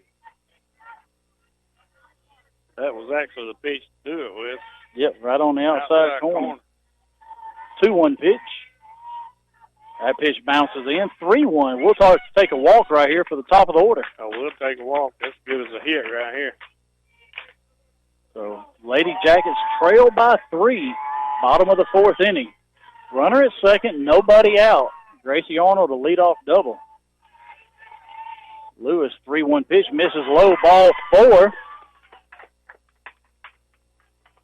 Don't be stuck walking around because your tires are worn. Go see Mack and let him put up some new treads. McNabb Tire and Wheel, 522 Goodyear Avenue, 770-684-5067.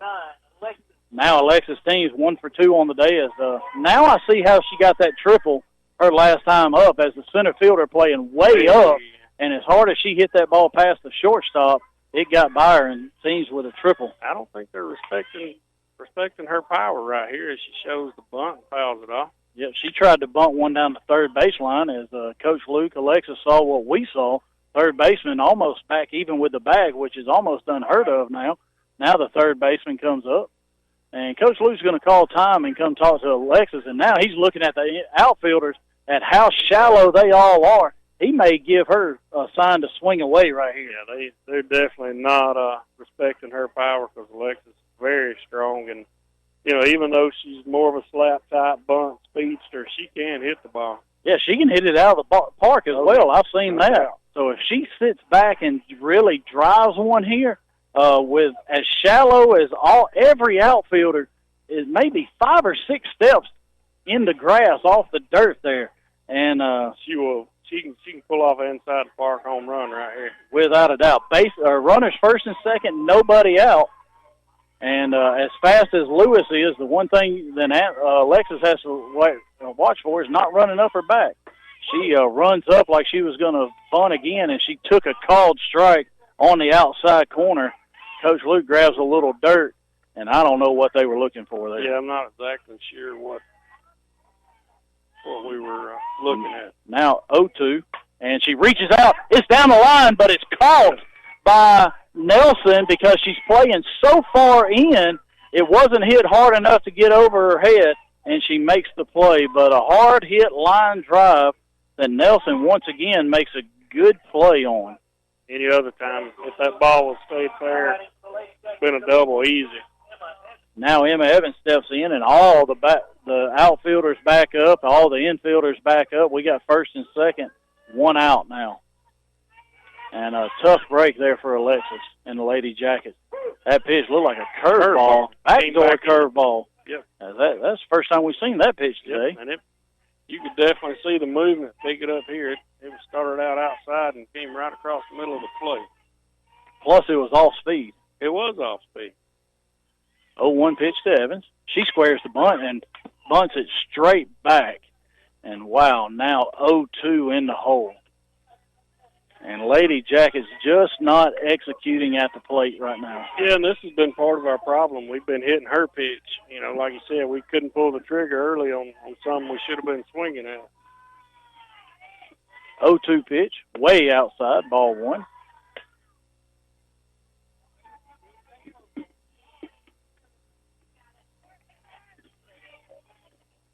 Now 1 ball, 2 strikes to Emma Evans.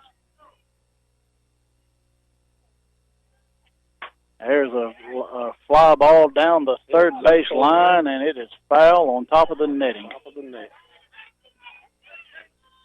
So now Chada's at 77 pitches here in the bottom of the 4th. Both pitchers throwing a lot. And again, Emma, she's got a lot of power at the plate, too, so she can make a lot of stuff happen right here. 1-2 pitch, way off the plate, ball 2. 2-2 now. I was forecasting the future there. So 2-2 pitch. 2 balls, 2 strikes. Now to Evans. 1 out, runners first and second. That pitch change up, bounces in once again. We've seen that several times today, and now it's 3-2. Now we'll see if Coach Luke does something 3-2 here. He puts these runners in motion. I think they're moving. But, yes, she's dropped a lot of balls shy of the plate today. 3-2 pitch. And they're not moving, and it's ball 4, and it kicks away and into the dugout. And we're going to see, but I think on a pitch ball you only get 1 anyways. So they're going to go talk about it because he may just want to make sure he gets the rule right. It goes in the dugout. If I'm not mistaken, any pitch that goes out of play off is just 1 base the runners anyway. are in motion or not. Right. So we'll see what they come up with here. So and that's what. Where they yep. Yep. It's so. Coach Luke's going to try and get 2 bases out of it, but it is 1. Yep, he's going to make him explain it to him anyway. So Kenzie Jones comes up. She's 2 for 2 on the day. Now batting for the Lady Jackets, number 8. Now, bases loaded, 1 out. She's already got a 2-run home run to her credit today, right over the center field wall. So we'll see what they do with bases loaded, 1 out to Jones and Caroline Conring on deck. That pitch popped up on the infield. First baseman can't find it, and it's going to land. No infield fly. Actually, the base umpire does call infield fly. He did not call infield fly, and the home plate umpire is saying, no, it is not infield fly. And I believe we had this discussion Saturday with that same one. Yep. They are going to call infield fly. I'm not understanding that. I'm still saying normal effort, but they're going to get infield fly. The ball landed, and so Kenzie's out for the second out. All runners moved up, and it's going to be 7-5 now. Yeah, I agree with you. We had this discussion Saturday, and I'm just not sure they're getting this one right. You and I both have done a lot of umpiring over the years, and I'm not agreeing with it. I'm one that usually stays right behind the umpire, but I'm just not agreeing with that. So fortunately, the runners can advance on the infield fly, so we were fortunate to score 1. Probably could have picked up another run there if we would have known that first baseman was having a hard time finding that ball that she did. Yeah. First pitch to Caroline is low in the dirt. Looking for a big 2-out hit as it's 7-5. Emma's at second, and Anna's at third, and that pitch is low as well. 2-0 now. So, actually, it's 3-0. I thought I missed a pitch there. It's 3-0 to Caroline. I think while I was still moving runners around, they threw a pitch. So 3-0 to Conrad. Looking at that scoreboard again. Yeah, well, actually, I wasn't. I just missed the first one. 3-0 pitch, ball 4 to Conring, and now they're going to bring Carly up as you're going to get a courtesy runner. That's going to be Maddie Owens. Now Carly Graham's able to come up. She hit a hard or a high fly, deep fly ball to center her last time up. And now Cartersville's coach going to call timeout. They're going to try and get the scoreboard fixed. They got 7-6, but under runs they got 2-2, 0, and 1. That adds up to 5. I got 7-5. I think they were anticipating another run there as well. Yeah, I got 5. So, but yeah, and I don't think the home plate umpire was happy with the call the field umpire made. And, because, he's the one that was behind the plate Saturday. And he's the one that said no matter where it is, if it's on the dirt, it's an infield fly. And I just don't agree with that. I was always taught normal effort. Normal effort. And the first baseman is over her head. The second baseman had so far to go, and the first baseman lost the ball in the sun. Yeah. So she didn't even make an effort for it. So if you don't make an effort, you can't have that. So and the rules in place to protect the runner, from a intentional drop or double play or force out the play. But it's not an automatic infield fly just because the ball. It's on the infield, yeah. Well, and the play we had Saturday was just a little looper that the second baseman had to dive for. Yeah. And there's no way that's ordinary effort. Yeah, we totally agree on that. All right, not going to beat a dead horse. No. So 2 outs, bases loaded. Carly Graham's up. Lady Jacket's looking to at least tie it, if not take the lead here. And Carly swings at that first pitch, and she fouls it off into the netting, goes in the Lady Hurricanes dugout. So had a good hack at it right there. In case you forgot, during Jeff and my rant there, we got Lewis on third, Evans on second, and a pinch runner, Matty Owens, on first. So Courtesy runner. Courtesy runner for Connery. Yep. That's right. Hey, and did you get our walk in there? You know what? I didn't. Oh, we better get that. Mac will be upset. We'll get it right after this pitch. And she swings and fouls another one off, just missing that. And with Caroline's walk, don't be stuck walking around because your tires are worn. Go see Mac and let him put you on some new treads. McNabb Tire and Wheel, 522 Goodyear Avenue, 770-684-5067. You know, and I sent my middle daughter down there yesterday, and, you know, you just can't beat the service Mac gives to anybody. But, you know, it's good to have somewhere you can send your daughters when you're working and can't get some things done that they need you to do. So yeah, somebody you trust. 1-2 pitch, that's low. 2-2 now, as Carly gets the count back to even here. 2 balls, 2 strikes, 2 outs, bases loaded. Lady Jackets trail 7-5, and we're here in the bottom of the 4th inning. 2-2 pitch, and that's a little looper, and the shortstop makes a diving catch as she hit it off the end of the bat.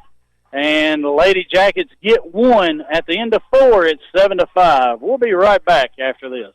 A-Plus Store Solutions is your local Weaver's Portable Building and R&B Metal Structures dealer in Rockmart. We also sell dog kennels and a variety of trailers, including dump trailers. Get your portable building faster at A-Plus Store Solutions. We are located just a half mile south of Rockmart High School on Highway 113. Stop by and see Jim or give us a call at 678-883-2006.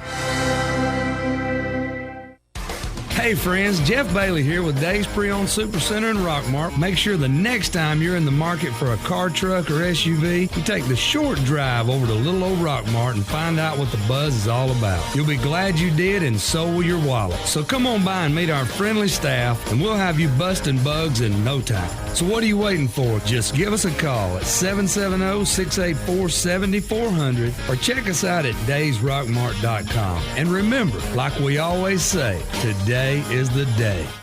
This is Coach Luke. Now back to Rockmart High School girls softball. All right, we're back, and got some changes here. No changes for the Lady Hurricane. She's just making her way slowly to the third base box. And so tough break for the Lady Jackets, as could have really been in business right there. But a rule misinterpretation, we're going to call it, and the Lady Jackets trail 7-5. But still got to hit, got to score some runs, and now 7, 8, 9 due up for the Lady Canes, as Gracie Arnold, 77 pitches through 4, still in the circle. Yeah, he's sticking with the freshman, you know. That first pitch misses low, ball 1, and we'll see. Like they got the scoreboard straightened out. Yep. You're right, I'm right, now they're right. 7-5. There we go. Home plate umpire's right. 1-0 pitch. That pitch called strike right on the inside corner, and you could see he was very visibly upset at that. But once you make that call, you can't take it back. Well, the thing is, you probably could have stayed with bases loaded and not had it. And kept Jones on first. And just kept Jones there. That because situation, nobody went anywhere. Right. And so, but yes, once you make that call, you almost go with it. As the next pitch misses high, ball 2. 2 balls, 1 strike now to Sigler. That pitch is on the way and grounded hard, foul down the third baseline. Megan Johnson gets the ball back into the infield. All right. That evens the count at 2-2. And there's a high fly ball. That was a little like a changeup inside, and she hit about 250 over the foul, over the batting cages down there. And into the woods. So now you might look for something away here. Yeah, even count. I wouldn't give her anything else inside. Caroline going away. And just missed off the plate, ball 3. Good pitch by Gracie as Sigler didn't chase. Good placement right there. That's the pitch you wanted as a pitcher. So now the 3-2 pitch to Sigler. And she hits it, line drive. That's going to get to the fence past team.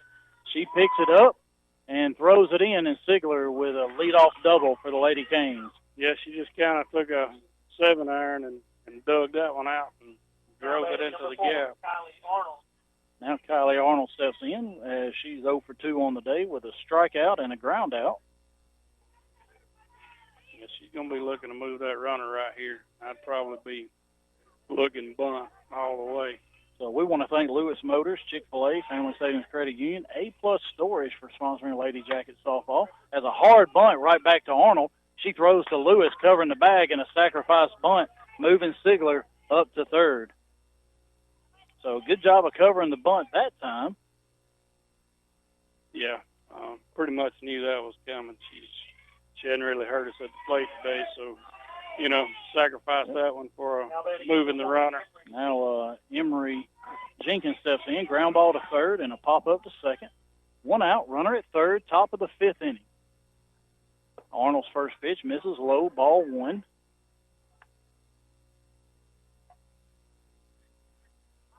So Chata is at 90 pitches through 5 innings for the Lady Hurricanes. Gracie Arnold's at 86 right here in the top of the 5th. They've both thrown a lot of pitches. 1-0 pitch and a line drive. Oh, Carly lays out and almost gets it. It just short hopped her glove, and she almost made a spectacular diving catch for that foul ball. Don't know if you want to see that or not. Well, coming off injury. Well, I don't mind her diving that way. Yeah. It's the stretch at first I don't want to see. So 1 ball, 1 strike now, 1 out. Pitch, there's a line drive right to Lewis as she was playing in, throw to third, unable to double off Sigler, but that hard hit ball right at Lewis, and she made a good play. That was a hard hit ball, and Lewis was in. They were all in. Yeah, they were expecting a bunt there. And so now 2 outs, and Nelson comes up. So we got 2 outs, runner at third. Gracie Arnold trying to pitch out of trouble once again. Nelson is 1 for 3 on the day. There's a line drive to Lewis, and the batter was already out because she was out of the box, so it didn't matter what happened. But I'm going to give Anna Lewis the line drive out to end it, and just give her that put out. So going to the bottom of the 5th, Lady Jackets lead 7-5. WZOT Rockmart, W270CE Rome. Lewis Motor Company in Rockmart carries a wide variety of quality vehicles with the inventory updated on a regular basis to provide you with the best selection. Let Lewis Motor Company put you in a vehicle with their guaranteed credit approval. Lewis Motor Company, 218 South Piedmont Avenue in Rockmart. Are you aware that untreated wood is highly susceptible to termite damage? Are you bothered by other pesky insects like bed bugs, ants, roaches, wasps, and hornets? Call Harrelson Termite and Pest Control for an inspection. They have the experience to handle your pest control needs. Call Harrelson Termite and Pest Control today to schedule an appointment. Silver Comet Furniture, your one-stop shop for all your furniture and bedding needs. We carry brands such as Ashley, Catnapper, Liberty, and Jameson Mattress Company. At Silver Comet Furniture, 678-685-4320, 2000 Cedartown Highway in Fish Creek. This is Coach Luke. Now back to Rockmart High School girls softball. All right, we're back. Macy McNabb, Emily Register, and Gracie Arnold due up here for the Lady Jackets.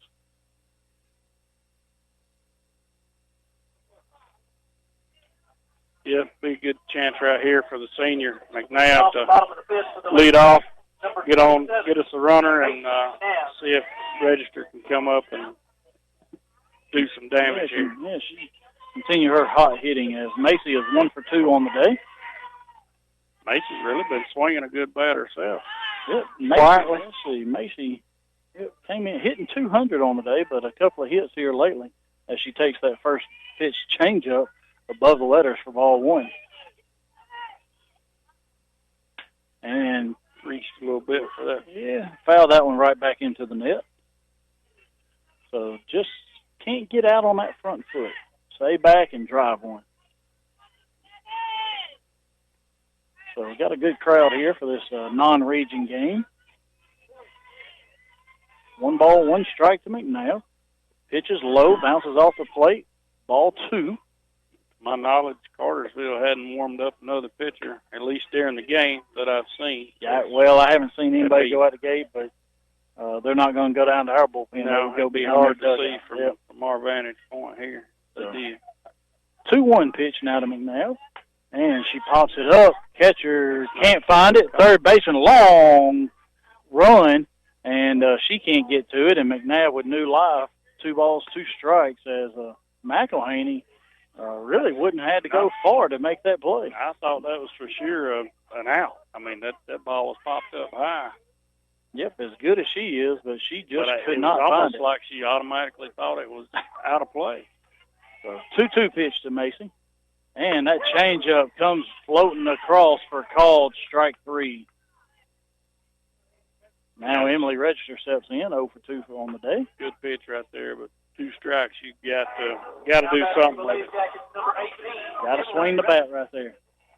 So, but keep playing that good defense. That's right. McNabb over there. That's right. First pitch tries a changeup, and it bounces at 25 feet. So Macy's wishing they would have done that to her. So Chada's really been hot and cold with that changeup. She just threw a great one to McNabb and then bounced one 25 feet in to Register.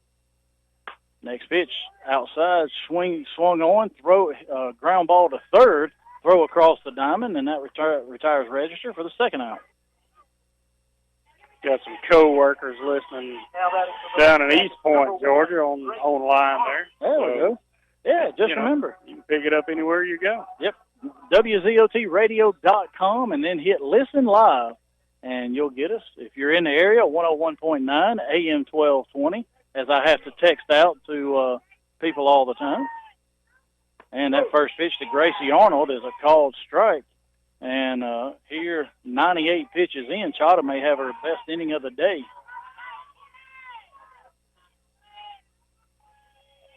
Yep, she's definitely settled in. Oh, that one right off the head of Gracie Arnold. So she throws the bat away, and she ducks out of the way, and that's going to be 2 outs. Now Anna Lewis is going to step in as Anna's one for 1 on the day with a walk. And then top of the order, waiting on deck, and so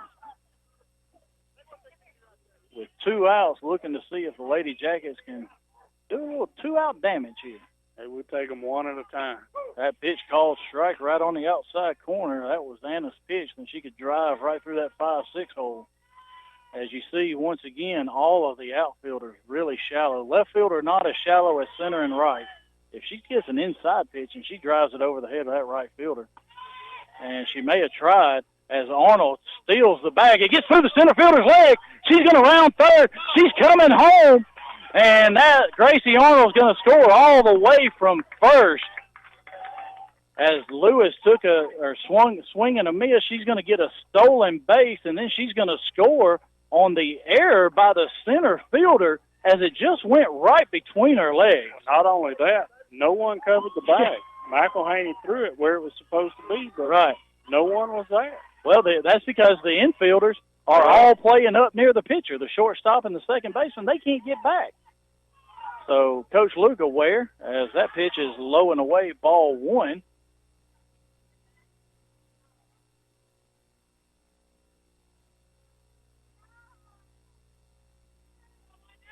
There's one we'll take back. Yep, 1-2 to Lewis. 7-6 now. As she reaches out, pops it up to third, right in the coach's box. Coach Luke moves out of the way, and that's the 3rd out, but not before the Lady Jackets capitalize on an error by the center fielder Johnson, and at the end of 5, they now trail 7-6. Here's a real post from a real Chick-fil-A guest. At Brittany Zillig writes, have you ever had an egg white grill from Chick-fil-A? If not, you're definitely missing out. Egg whites, cheese, and grilled chicken on a toasty English muffin. Hashtag drooling. You pretty much nailed that description. I'll just add, it's the little things like grilled flavor in the morning that jumpstart your day. Share your stories at Chick-fil-A with hashtag the little things.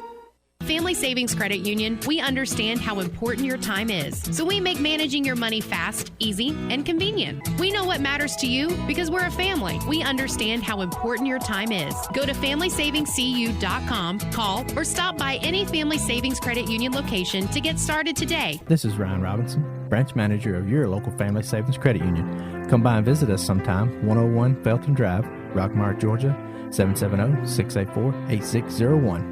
Equal Housing Opportunity member NCUA, NMLS number 800746. This is Coach Luke. Now back to Rockmart High School girls softball.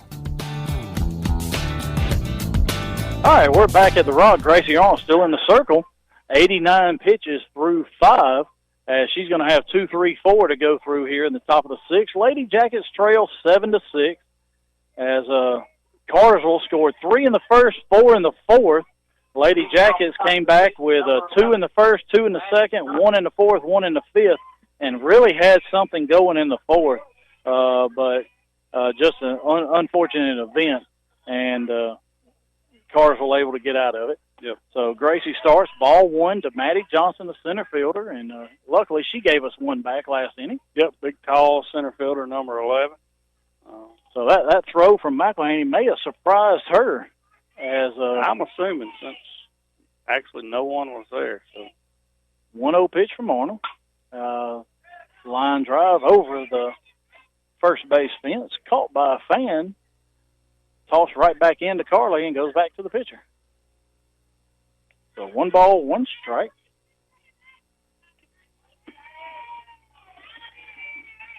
Found out what my humming is in my ears, my cord.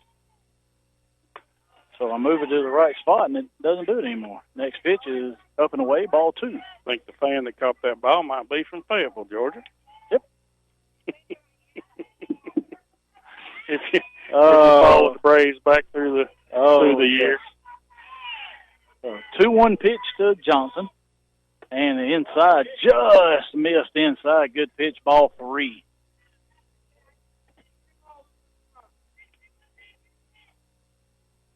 Gracie not happy with that call there from the umpire. No, it's good pitch. Yep, just off the plate inside. So 3-1 pitch now. And there's a called strike. That one got the corner. 3-2 now to Johnson. As Johnson 0 for 2 on the day, a strikeout looking and a ground out to back to the pitcher. Yeah, we need this leadoff batter. That pitch misses high, ball 4, and you jinxed her there. Just going to be quiet. So now Lauren McElhaney steps in, the catcher, as she's 2 for 3 on the day. Now batting number 23, Lauren. So now leadoff walk for Johnson. Arnold up to 95 now, as Chata through 5 innings has thrown 103. See if Cartersville challenges our catcher here. First pitch, called strike, knee high, right on the outside corner. Good start by Gracie Arnold. And again, no aggressive lead by the runner. Caroline's not even looking up. Got a register up in the bullpen, it appears. Yep, that is Emily. So hoping to get a lead and bring her in for a save there. So next pitch misses low, ball 1. So we got the top of the order coming up in the bottom of the 6th. If they can get a lead, I'm sure you'll see Emily to come in and try and get the first save of the year. Kind of reminiscent of our first visit game there in Cartersville. Yeah, it was 4-4 at the end of 7. Yep.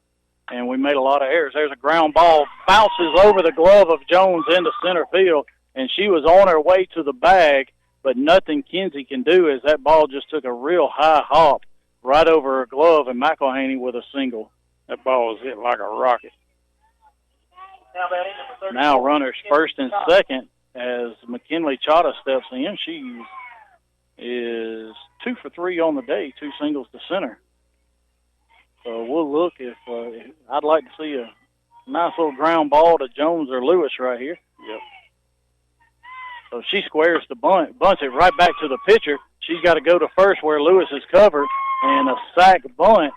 Teams comes in to cover the bag. Could have thrown behind her, McElhaney to try and pick her off there, but Lewis very wisely just puts it in her pocket. Yeah, behind in the game right here. We don't need to be throwing the ball. We need to get these outs as we can. Now we got 1 out, runner second and third. Anna Kate McElhaney is up as she's walked, single to center, and grounded back to the pitcher. And now Caroline Conring, the senior catcher, is going to call time. Go talk to her freshman pitcher, as Gracie has really pitched out of a lot of jams so far today. Yeah, she's we've kept her in a pickle. Caroline goes up there and shakes her loose real quick, trying to get her mind off everything. Just throw strikes. Got a lot of senior leadership in that infield surrounding that freshman. Now, time by Coach Luke. Now Coach Luke. Emily has given the sign. She's ready down in the bullpen. It looks like she's going to come in. So she comes trotting in. Gracie, valiant effort here today as she's thrown 99 pitches. And now Register is going to come in the game as she's the designated player, so she's going to come in to play. Arnold is just going to go to the bench as she's still in the lineup, but she's just going to be an extra hitter now. She doesn't take over the DP roles, but she's in the game and she's going to play. So while Register gets her warm-up pitches here, we're going to take 30 seconds to be right back. A-Plus Storage Solutions is your local Weavers Portable Building and R&B Metal Structures dealer in Rockmart. We also sell dock kennels and a variety of trailers, including dump trailers. Get your portable building faster at A-Plus Storage Solutions. We are located just a half mile south of Rockmart High School on Highway 113. Stop by and see Jim or give us a call at 678-883-2006. This is Coach Luke. Now back to Rockmart High School girls softball. All right, we're back. Register getting her warm-up pitches. So the junior pitcher is coming in, trying to she could pick up a vulture win here today, as they call it. So Gracie Arnold, she goes out and pull up her stats. She went 5 1/3 through 99 pitches, 58 of which were strikes. Gave up 11 hits.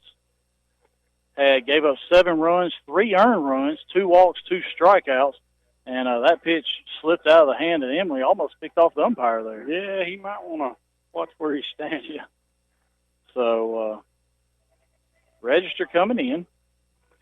Anna Kate McElhaney stepping in, the designated player for the Lady Canes. Runners second and third, 1 out. Lady Canes lead 7-6, top of the 6th inning. Well, we need a big stop right here. Yep, need a nice ground ball to an infielder, preferably not the pitcher. That first pitch misses outside, ball 1. And we saw in warm-ups, Emily missing to the right side of the plate for us, the right-handed batter's box in warm-ups. So we'll see if she can get that over and get some strikes. Left-handed hitting, Anna Kate McElhaney. Next pitch, there's a called strike, belt high right on the outside corner, and that's the pitch right there she's looking for. Yeah, we could live with that one right there. Now, as I look for now she's getting loose, and as she gets through this batter, look for her speed to increase as well. Next pitch slips out of her hand, and the runner, here comes the runner. She flips it to Emily covering the plate and unable to get it, so that's going to be a wild pitch, allowing another run to come in, and it's 8-6.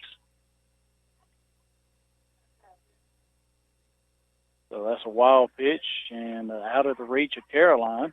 McElhaney advanced to third. So now runner at third with 1 out. 2 balls, 1 strike now as we see Emily missing low and in, or low and away to the left-handed batter. It's on the right-hand side of the plate. That pitch off the plate, ball 3 now. You know, we've seen it. It takes Emily a good inning to get settled in, so let's hope she can find it quick right here. So that one misses off the plate, ball 4. So Emily comes in and allows a walk. 1st and 3rd now, 1 out. And now Hope Short comes up. She is 2 for 3 on the day. She did line out to short, but Kinsey had to make a diving catch behind second for that out. So pretty good speed in short. Yeah, I'm going to say one of the best bats, too, on this Cartersville team. She's consistent. That pitch misses low and in, bounces right back to Caroline, but Anna Kate able to go to second on the wild pitch. That hometown bounce right there. Now we're going to get after the wild pitch, we're going to get a pinch runner as number 20, the flex, Riley Harris. I'm going to have to create a player there. So she's the flex. Yes, so there flex. we go. That's why I can't find her. She's already there. Yep. So the flex for the DP is now going to come in.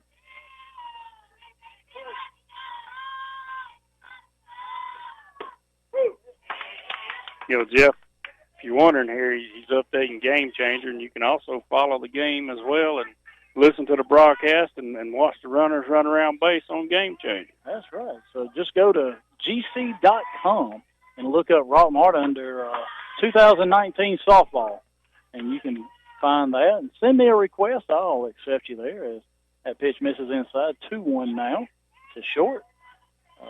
Turn the volume up and watch the game there on the computer screen just like you're here, almost. That pitch misses inside. 3-1 now. So Register comes in and walks the first batter and now falls behind 3-1 to short. So don't want to mess up right here and give her something she can hit hard. Ziegler on deck. 3-1 pitch. Misses inside. That's ball 4, and that's going to load the bases as Register comes in and walks the first 2. And now Ziegler comes up as she's got a bunt single, popped out to the second baseman, and doubled on a line drive to center field. So bases loaded, 1 out for Cartersville. And Register in the circle, the junior, trying to find the plate here. Yeah, she hadn't really thrown bad pitches. I mean, they're just right off of, whatever. There's a called strike. Caroline went out. Yeah, Caroline went outside, and that pitch was knee-high inside corner, which she's been missing there all year long. Yeah, we've noted that about every broadcast, but she's missed that spot. Now, 0-1. Next pitch. Just inside, almost the same pitch, just a little bit too far in. 1 ball, 1 strike now. Looks like she took a little off of it right there.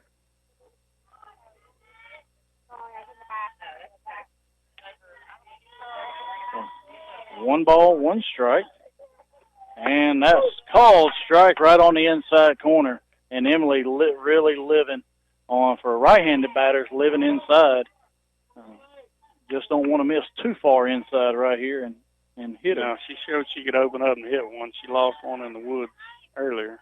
So 1-2 pitch coming inside again. And right off the thumbs, Register gloves it, makes a throw, but she knocked it down and couldn't make the play as a hard hit ball off the glove of Register, and that's going to be an infield single.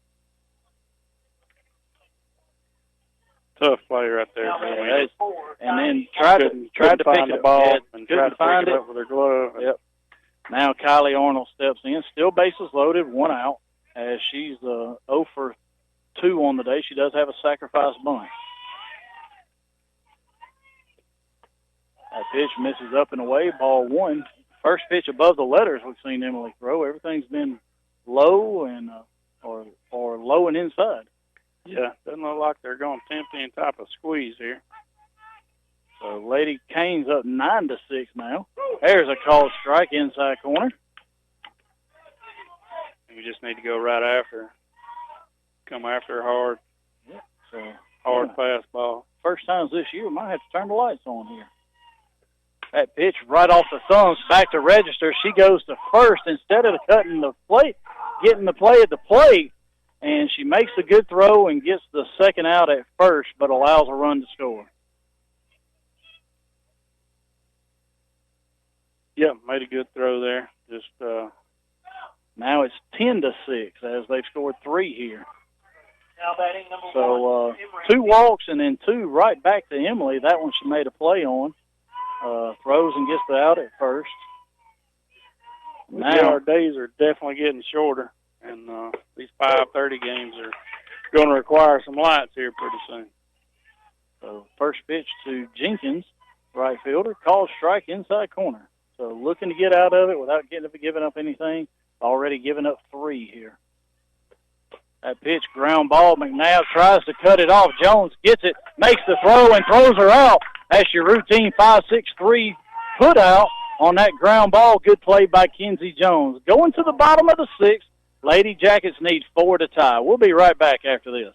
If you are experiencing headaches or back, neck, or leg pain, Dr. Douglas Mitchell can help you get back to your peak performance through modern chiropractic practice, equipment, and technology.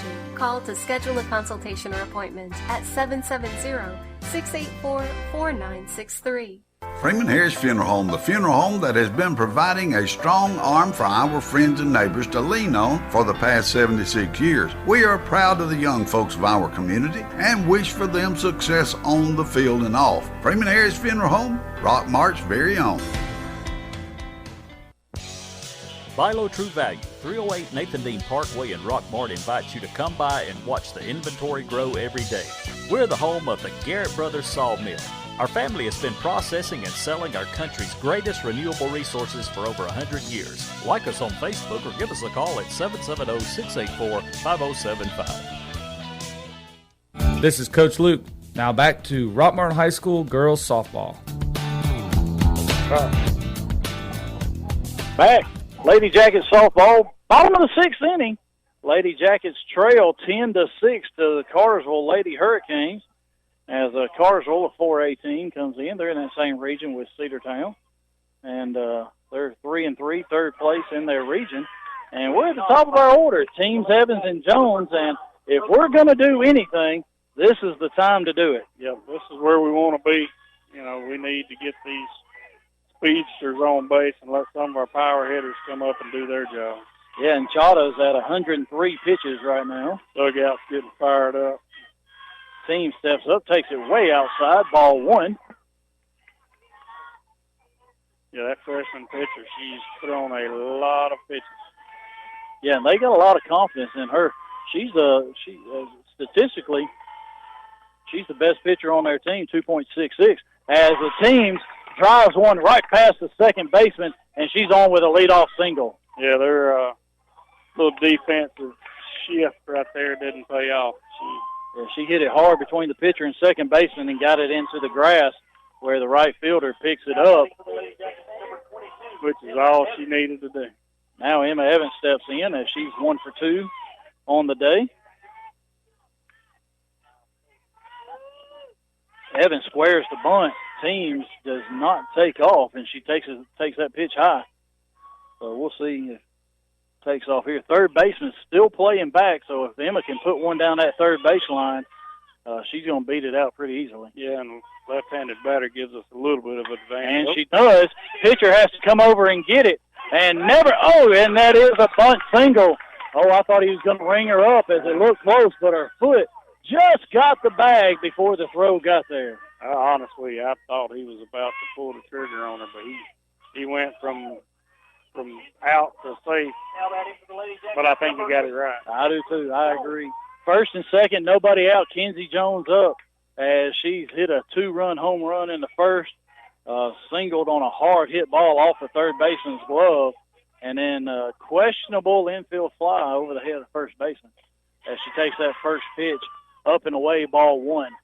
And with her and Caroline Conrain, Carly Graham, 3 seniors in a row here, looking to do damage and try and chip into this 10-6 lead Cartersville has. That first pitch, there's a high fly ball, and it's out of here. That's a 3-run homer for Kinsey Jones, her second on the day. Now, that's a long drive. Don't you take a long drive without going to McNabb's Tire and Wheel and make sure your vehicle is in proper alignment, just like the swing of number 8, Kinsey Jones, with her second home run today. Kinsey with a 2-run shot in the first and a 3-run shot here, and it's now 10-9, nobody out, and our cleanup batter, Caroline Connering, is up. There was no doubt when that one left the bat.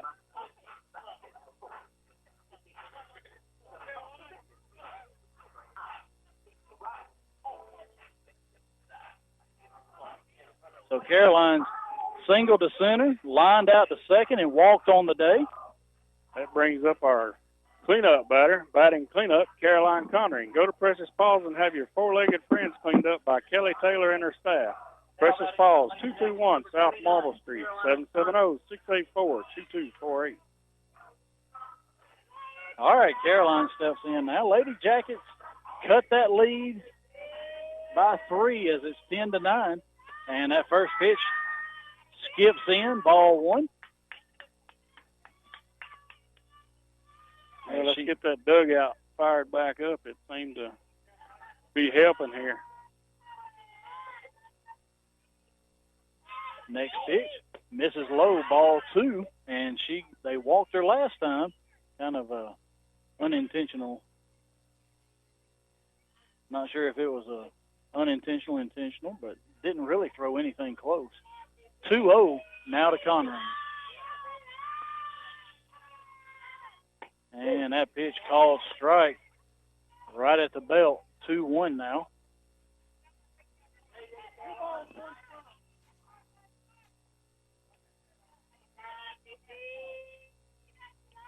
That pitch misses inside, ball 3.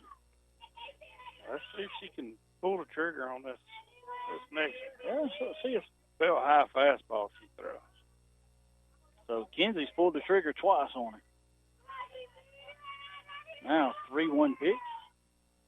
And there's a high chopper right to Coach Luke. He snags it, and it's now 3-2 to Caroline. Little Sunday hopper hit over there to Coach Luke.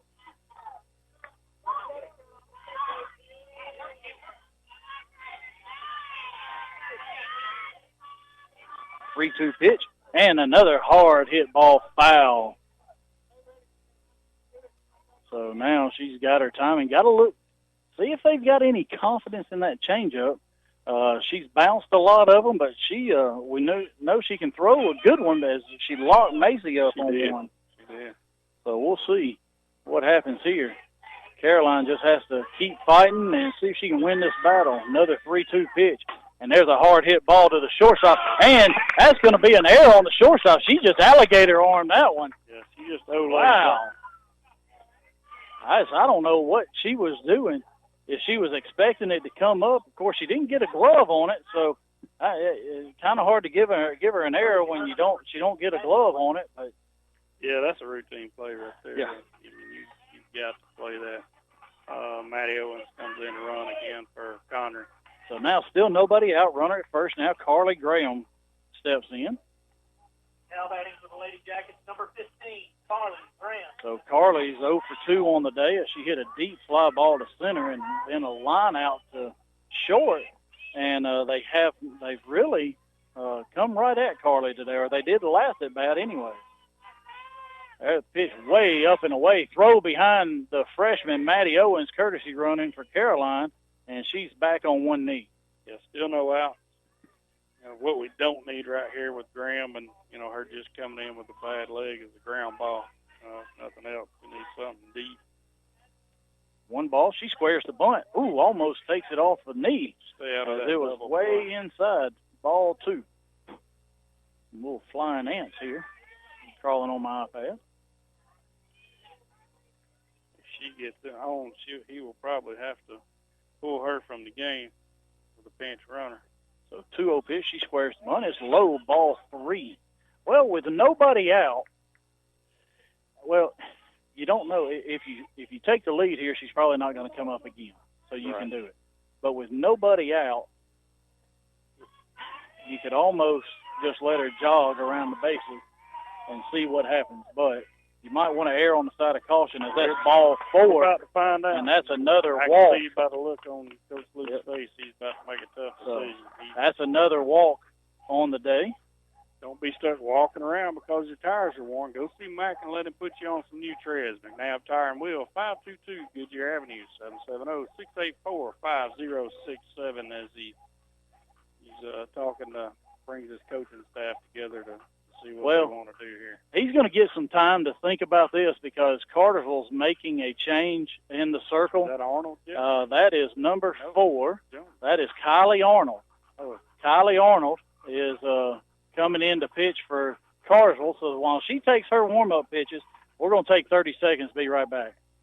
Get your bronze on. Visit Totally Bronze Tanning Salon at 254 West Elm Street in Rockmart to get that beautiful bronze look. Totally Bronze Tanning Salon has a very clean and cool facility with a safe, well-lit parking area. For a quick tan, they have sunless spray tanning. Call them today at 770-684-3003 for an appointment or go by 254 West Elm Street in Rockmart.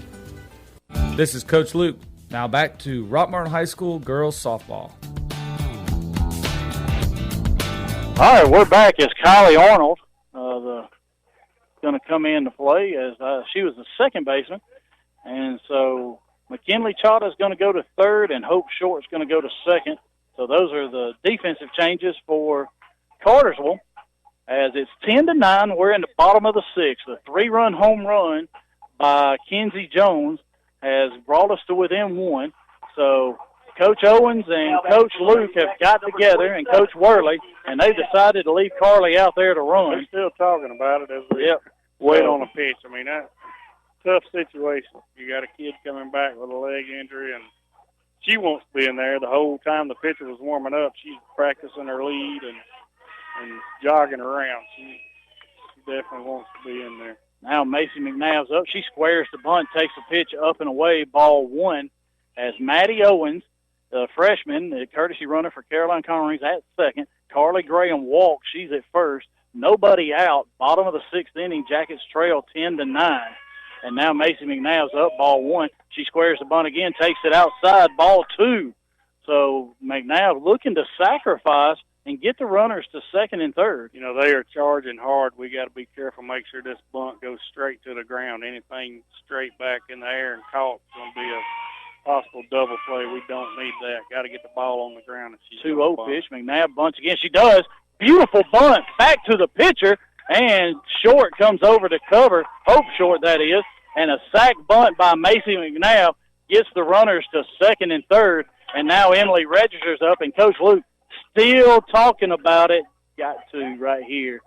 As registers up, and he's looking at me laughing. You got to right here. And he's looking at me. I'm telling him, you got to run for Carly right here. As that's the go-ahead run out at second. You got to put a little bit more speed.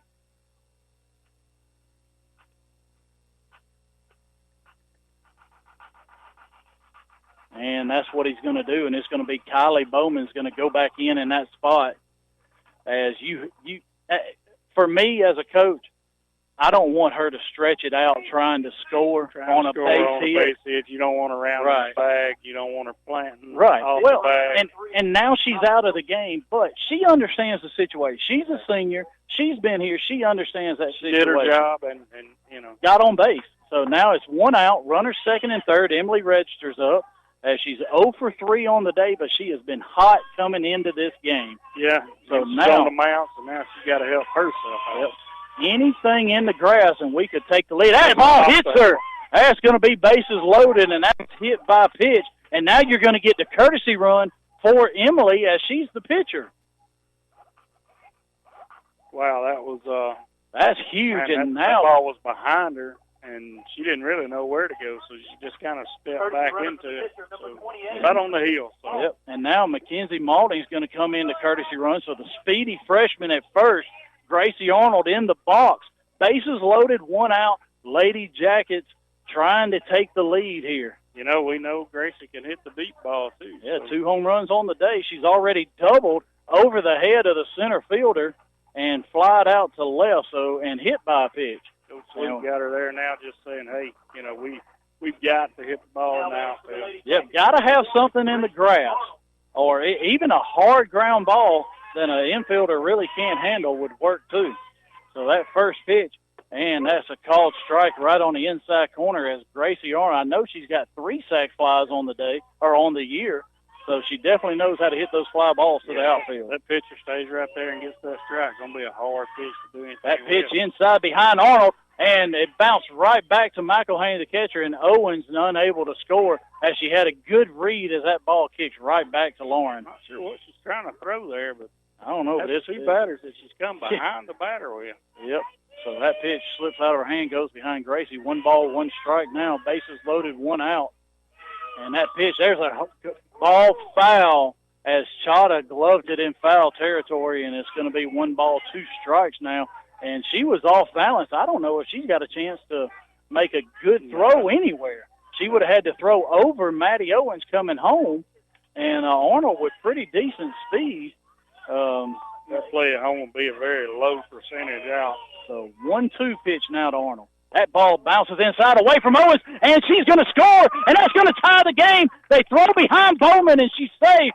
Now 2nd and 3rd, 1 out, 2 balls, 2 strikes to Gracie Arnold, and now just something in the grass, and we're going to take the lead here. So a wild pitch by Kylie Arnold, and we got 2nd and 3rd, 1 out, and we tied up at 10. You know, whatever it is she's trying to throw right there, she can't get a handle on it. It's coming behind. I don't know if she's trying to throw a screwball or a curveball or what. But I don't know, but it's behind the batter. So 2 balls, 2 strikes to Gracie Arnold. The senior second baseman, Anna Lewis, waits on deck. That pitch, there's a high fly ball, but it's on the infield. The second baseman's going to catch it. And Bowman tags, but she doesn't go anywhere, and that's the 2nd out, and that's not what we needed right there. We needed something in the grass. Yeah, as down in the count, pitcher went with her pitch, went off the plate for the first time in her at bat, and just couldn't do a whole lot with it. Here now Anfield back in. Yep, Anna Lewis steps in as the left-handed slapper, second baseman in, shortstop in, all the outfielders in, and we'll see what happens. Way outside, ball 1. That one would have hit me over here. And I'm way to the left side of the plate. I just still don't, man, if we could just get a hold of one, they're not giving us any respect out there. That pitch way outside again, and Alexis Teams led everything off as she's waiting on deck. We're looking to mess up your scorebook again. Yeah, I'll take it. Lady Jackets with 4 here in the bottom of the 6th to tie it up at 10. That pitch way outside, ball 4. I don't know if she's just missing or if she's intentionally throwing out there. I don't know. If you're going to intentionally walk Anna, just say 4 and go put her on. Yeah, we saw that a lot Saturday in the Harrison-Villa-Rica game after the Perry hit 3 home runs in the Rockmart game. Yeah, Jaslyn Perry, the senior for Villa-Rica, she's going to Prairie View A&M. Yes, she is. I thought her dad over there. She decommitted from Tennessee State after a coaching change over there. 3-0 pitch. Anna squares the bunt way outside. Ball 4. They throw behind Bowman and doesn't get her. Bases loaded, 2 outs, and now back to the top of the order, Alexis Teams, and that's a walk for Anna Lewis. Don't be stuck walking around because your tires are worn. Go see Mac and let him put you on some new treads. McNabb Tire and Wheel, 522 Goodyear Avenue, 770-684-5067. Now Teams steps in, and we know she can drive one as the same look. Right fielder way in. That pitch off the plate, called strike. Wow. Oof. That was out there. Yep. And she is staying away from our left-handed batters, not going to let us pull anything over that right fielder's head. I wish she would make a mistake down the middle or inside to Alexis. That pitch she goes after may have been a ball out, and she swung and missed, and it's 0-2 to Teams, and now she's just looking to put something in play. You know, the catcher not even moving outside. She's staying set up middle of the plate like it's supposed to be coming in. And there's a ground ball to Chata at third. She's just going to pick it up, step on the bag, but the Lady Jackets score 4 to tie it up at 10. We're going to the top of the 7th. We'll be right back after this. Are your power bills way too high? Are you staying cold in the winter? Maybe it's time you contact your local insulation dealer, Timmy Montgomery, for insulation inspection. TNT Insulation can handle all your insulation needs from new home construction to general repair. TNT Insulation also specializes in spray foam insulation. Stop by to see them at 562 P Ridge Road in Rockmart or give them a call at 770-684-1887. At Century Bank of Georgia's Rockmart office, you'll find the reassuring blend of responsive, personal service with a wide array of accounts, technologies, loans, and more. And you'll find each delivered by a bank professional whose goal is to exceed your expectations of what a bank can be. We invite you to discover all we are today. Your local choice for community banking. Go Jackets. Century Bank of Georgia, Rockmart. We want to be your bank. Member FDIC and Equal Housing Lender. This is Coach Luke. Now back to Rockmart High School girls softball.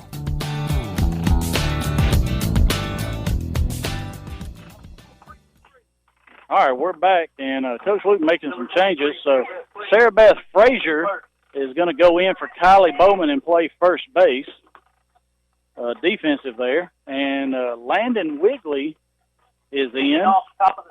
Taking over the catching duties, 23 for 3. Well, yeah, that's Sarah Beth for Kylie Bowman in Carly's spot. And Landon is in to catch for Caroline Conrain. So I'm going to say that's what that is. Top of the order for Cartersville, 10-10. Lady Jackets have come back. And Exciting game. Whew, a lot of runs, 20 runs here. 20 runs. Had 10 last time. So Nelson steps in. She squares the bunt, takes the pitch high. As left-handed slapper is, she is 1 for 4 on the day with a bunt, but she did reach on an error. So really choked up on that bat. Wigley sets up away and swinging a miss right through that fastball of Emily Register. So Megan Johnson still in left. Teams is in center. Evans is in right. Sarah Beth Frazier, the junior, comes in to play first as she takes over for Kylie Bowman, as now Bowman and Graham are both out of the game. Lewis at second, Jones at short, McNabb at third. Landon Wigley, another swing and a miss by Nelson. Landon Wigley, the sophomore catcher, takes over for Caroline Conrain behind the plate. Yep, as the sun's gone down, now the entire field is in shade. So no sun issues. So now 1 ball, 2 strikes to Nelson. And she swings and misses at a rise ball, and that's a Clay Birch Boutique strikeout. Perfect pitch selection is just like picking out the perfect clothing selection at the Clay Birch Boutique, 1075 Nathan Dean Highway in the Triangle Square. Now Maddie Johnson steps in. She struck out, grounded out, and walked on the day. 1 out here in the top of the 10th. Emily Register. Top of the 10th. Top of the 10th. I saw the 10-10, and I said top of the 10th. Top of the 7th here. That first pitch is up and away, ball 1. It's been a long game. It's better than my MRI RBI. There you go. It's 7:50. We've been playing for 2 hours and 20 minutes. So first pitch missed up and away. Second pitch on the way. Misses low. Ball 2 now to Johnson. In broadcasting, we don't get to enjoy the concession stand. My stomach's kind of grumbling because, like you alluded to earlier, I flew in on 2 wheels. That's right. I'm sure lunch was a long time ago. Very, very much so. My sandwich at lunch is starting to wear off. 2-0 pitch. There's, wow, that was just below the letters, and it called ball 3. Wow. Yeah, I'd like to have that one. Wish I had that armpit strike right there. Mm-hmm. So the lights have come on here at the Rock. 3-0 pitch, and that's going to be called strike right on the inside corner, knee high. If Johnson wanted to swing at it, nothing she could have done with that pitch. And very quickly the lights come on and light up our life. They do. 3-1 pitch from Register. That missed inside, ball 4. So looking around here to see if we might have any out. I think I might see one over there on the, maybe one over there on that visitor side over there. So Lauren McElhaney steps in as she's 3 for 4 on the day. Yeah, unless Cartersville fools us here, they hadn't attempted to even really get an aggressive lead today, much less steal a base. But they have bunted, and I don't know if they'll bunt right here with their 3-hole. She's not bunting. She takes a call strike, bell tie. So my watch is telling me to stand up, and I can't. So a good thing about these Apple Watches, you get everything on them. Yeah, they won't Even keep things, you move. yeah, even things you don't want. There's another pitch right at the letters, called a ball. Must have been a little bit high. Sounded high.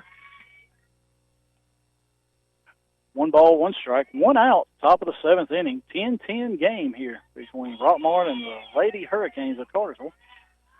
Wiggly sets up away. There's a high fly ball on the infield. Anna Lewis screams ball, and she catches it for the 2nd out. Now, McKinley Chata steps in as she is 2 for 3 on the day with a sack bunt. Yep, had a sacker last time at bat, but with 2 outs and runner on first, we won't be seeing that this time, so she's going to have to hit. Yep, she does have 2 line drive singles to center on the day. First pitch, a swing and a miss as Emily really starting to rear up and throw it by them now. Yeah, alluded to earlier, it usually takes her a good inning to get rolling. She's like old John Deere tractor. Got to give her time to get warmed up. Wiggly setting up away. There's another one up above the belt, a swing and a miss. Right after. Yep. And now it's 0-2 and register up in the count. Cartersville 1 strike away here from ending their inning. And then the Lady Jackets get to come in, and Emma Evans gets to lead things off. Going away, and a swing and a miss, and another Clay Birch Boutique strikeout. Perfect pitch selection. It's just like picking out the perfect clothing selection at the Clay Birch Boutique, 1075 Nathan Dean Highway in the Triangle Square. We'll be back in 60 seconds. What kind of cake will they serve at your retirement party?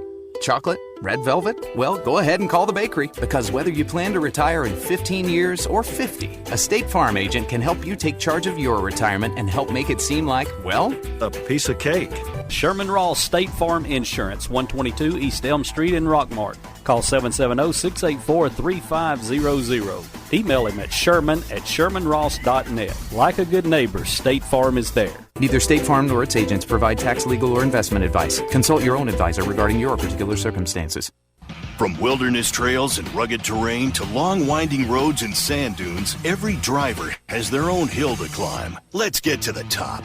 For a limited time, get a $50 or $70 reward card after submission with the purchase of 4 new select BF Goodrich passenger or light truck tires. Go to the experts at McNabb Tire and Wheel, 522 Goodyear Street. See bfgoodrichtires.com/promo for complete details. Offer expires 9/3/19. Void where prohibited.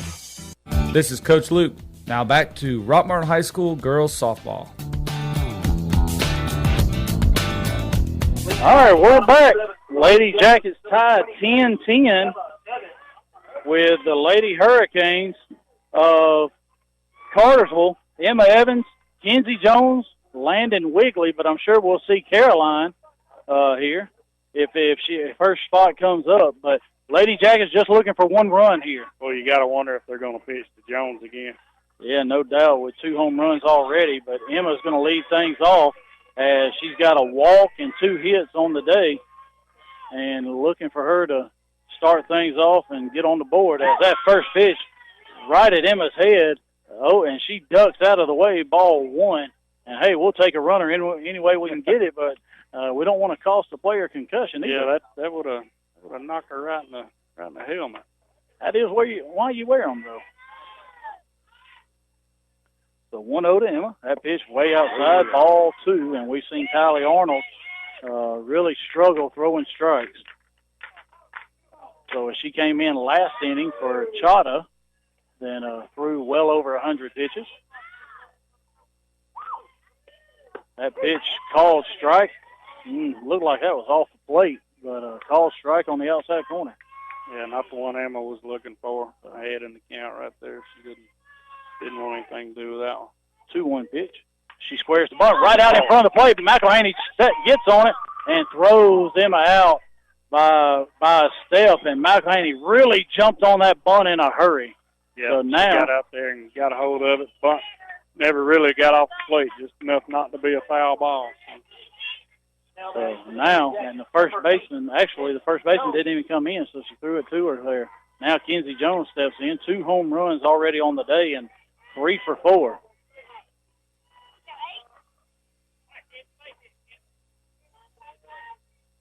That pitch low and in, ball 1.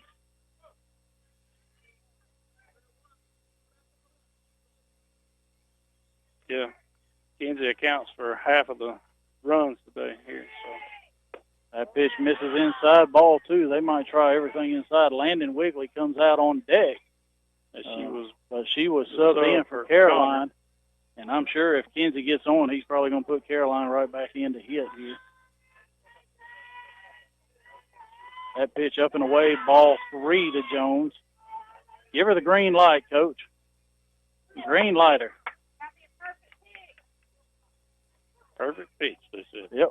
Hey, if they throw that thing knee or thigh high down the middle, we know what she can do. And it's low, so we'll never find out. And it is going to be Caroline come back in for Landon to hit, just like we thought. And this is our cleanup batter. Don't be stuck walking around because your tires are worn. Go see Mike and let him put some new treads. McNabb Tire and Wheel, 522 Goodyear Avenue, 770-684-5067. And now we have batting cleanup. Caroline Conring back in the lineup. Go to Precious Paws and have your four-legged friends cleaned up by Kelly Taylor and their staff. Precious Paws, 221 South Marble Street, 770-684-2248. All right, Caroline steps in as she is 1 for 3 on the day with a walk. And that first pitch, knee high, right down the middle for a called strike. So Coach Luke going through the signs. Sarah Beth Frazier comes in on deck as she'll have to hit as that's Carly Graham's spot. 0-1 pitch to Carolina. There's a hard hit ball into left field, and Jones has to hold up. And now Caroline not the catcher, so he's going to have to sub, but no big deal. You can put Wigley right back in. So a hard-hit ground ball single by Caroline Conring. Now we got first and second, 1 out. And we'll see what he's going to do. It's going to be a pinch runner. And the run at first doesn't matter for us. We just want somebody speedy not to get doubled up at second. Yeah. And that's going to be Maddie Owens is going to come in. So that's going to be the pinch runner. It's going to be a pinch runner, not a courtesy runner. Because Caroline did not catch. Caroline did not catch, so Landon did, so it has to be a sub here. So now Sarah Beth Frazier steps in as Sarah Beth has 4 at-bats on the year, but we know in the scrimmage game she hit a long, deep fly ball to left field and got out of here to put the Jackets on the board for their first run in that game. So all we're doing is looking for a single, something in the grass right here to score the Speedy Jones from second. First pitch, low and in, ball 1. Good stop by McElhaney. Jones takes off, and she gets into third. Owens, good heads up running, and she's at second. So no force out anywhere now for the Lady Hurricane. So Jones moves up on that wild pitch, or actually a stolen base because she threw it there. And right now, we just need a ball in the outfield, ball deep. Umpire checks on Jones as she went in head first there, make sure she's ready to go. But just something in the outfield right here. Yeah, and Maddie really and truly doesn't have to go anywhere. That way, stay on the base so you don't get doubled up.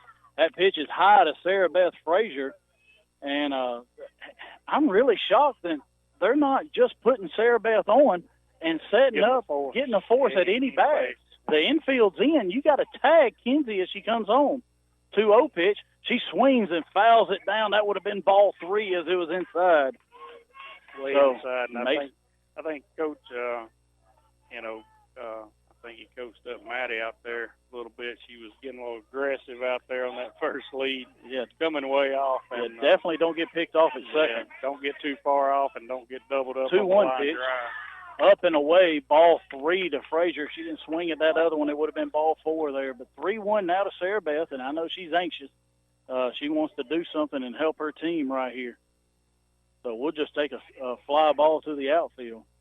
3-1 pitch, and another hard hit ball. It was low and in. Foul ball. Coach Luke stabs it. So 3-2 now to Sarah Beth. Got to put it in play. Jones is at third. She's the winning run. Maddie Owens at second. Her run doesn't matter. Next pitch, hard hit ball, and it hit Jones, but it's a foul ball. Wow, Sarah Beth really crushed that one, and Jones jumped out of the way, but she's in foul territory and hit her right in the thigh. Yeah, I think it hit her right in the thigh, boy. That hurt. Luckily. She's laughing about it. Then get out of the way, Coach. Whew. Luckily, she was in foul territory. She's been coached well to know to, not be inside the baseline right there. So tough luck for her getting hit, but good heads up. If I'm standing there, I'm telling Sarah Beth, point the other way, hit it the other way, please. So another 3-2 pitch. And that pitch fouled off. Sarah Beth stays away. She moved off the plate there, and that ball was away, and she did a good job fouling it off. Yeah, she was expecting that ball to come inside again. She had to reach out a little bit on her front foot, but enough concentration to keep the bat on it. She backs off the plate again. The junior Frazier at the plate. Hard hit ball, but it's going to be foul. Another line drive, and I don't know, with Nelson's playing that shallow, if she could have grabbed it in the air. But Kinsey really has to be awake there. Any ball in the air, she's got enough speed where if it lands, she can score. So she can't get doubled off on anything in the air, and she has to be on the bag for anything in the air to the outfield. Make them throw you out at the plate. Another 3-2 pitch here to Sarah Beth Frazier. A good battle going on here by the junior first baseman. And that ball hit. Oh, it goes to left, and that's going to win the game. It actually rolls to the fence, but it doesn't matter. Sarah Beth waves her fist in the air as the Rockmart Lady Jackets come away with a come-from-behind 11-10 victory over the Lady Hurricanes of Cartersville. Nice job of hitting right there by Sarah Beth Frazier. I mean, a shot to left center field. And Emily Register is going to vulture a win here today as Gracie Arnold went 5 1/3, had 5 earned runs, 2 strikeouts, 2 walks. Emily comes in with an inning and 2/3, gives up 1 earned run, but the Lady Jackets score 5 for her as they were down 10-6 in the bottom of the 6th and get a win. So we're going to take 2 minutes. We'll come back to wrap it up and get Coach Steve Luke for the All-Star Motors postgame show. We'll be right back after this. WZOT Rockmart, W270CE Rome. Alvis Miller & Son Funeral Home, being the only locally family-owned and operated funeral home in the area, they give wonderful personal attention to you and your family. To find out more about their services, call 770-684-5437 or visit alvismillerfuneralhome.com. Here's a real post from a real Chick-fil-A guest. At Brittany Zillig writes, have you ever had an egg white grill from Chick-fil-A? If not, you're definitely missing out. Egg whites, cheese, and grilled chicken on a toasty English muffin. Hashtag drooling. You pretty much nailed that description. I'll just add, it's the little things like grilled flavor in the morning that jumpstart your day. Share your stories at Chick-fil-A with hashtag the little things. Family Savings Credit Union, we understand how important your time is. So we make managing your money fast, easy, and convenient. We know what matters to you because we're a family. We understand how important your time is. Go to FamilySavingsCU.com, call, or stop by any Family Savings Credit Union location to get started today. This is Ryan Robinson, branch manager of your local Family Savings Credit Union. Come by and visit us sometime, 101 Felton Drive, Rockmart, Georgia, 770-684-8601. Equal Housing Opportunity member NCUA, NMLS number 800746.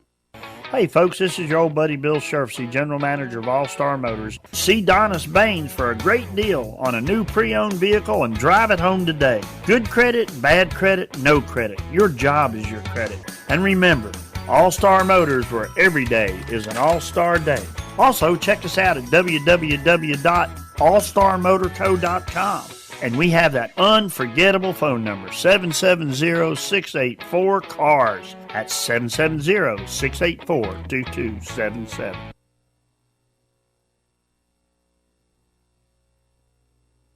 I'm Barry Williams, Athletic Director at Rockmart High School, and I would like to thank our Booster Club, sponsors, and community for supporting Rockmart High School athletics. Go Jackets! All right, we're back at Rockmart High School as Lady Jackets softball field. They come away with an 11-10 exciting victory. Come from behind as they were down 10-6 going into the bottom of the sixth. Found a way. They got 4 in the bottom of the sixth and 1 in the bottom of the seventh to get a win over a pretty good Cartersville team. And, going to be good momentum going into Dade County tomorrow. Yeah, it is. I mean, we trailed a lot there for the majority of the game and just kept, scratching away, little hit, little run. Everything came together and finally got something going there in the last couple of innings to cut that lead and take the lead there at the end. Yeah, the senior shortstop, Kenzie Jones, 3 for 4 on the day, 3 runs, 5 RBIs, a walk, and 2 home runs. And, had a good day. Big at bat there by Sarah Beth at the end, right? Frazier.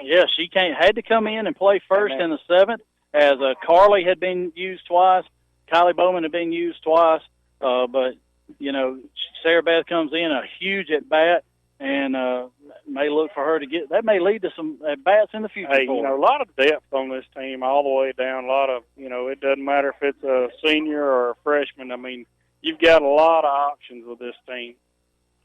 Yeah, and so Coach Luke's making his way this way for the All-Star Motors post-game show. Real quick, Cartersville, 10 runs, 12 hits. They made 2 errors. Rockmart, 11 runs, 13 hits. We made 2 errors. Pitching performance, Gracie Arnold, 5 1/3. Register, 1 2/3. 5 walks, 3 by Register, 2 by Arnold. Both of them had 2 strikeouts. 10 runs, 6 earned on the day, as Coach Luke is making his way here, and he's making his way through the crowd, getting some high fives here. And Coach got a seat set up here for you.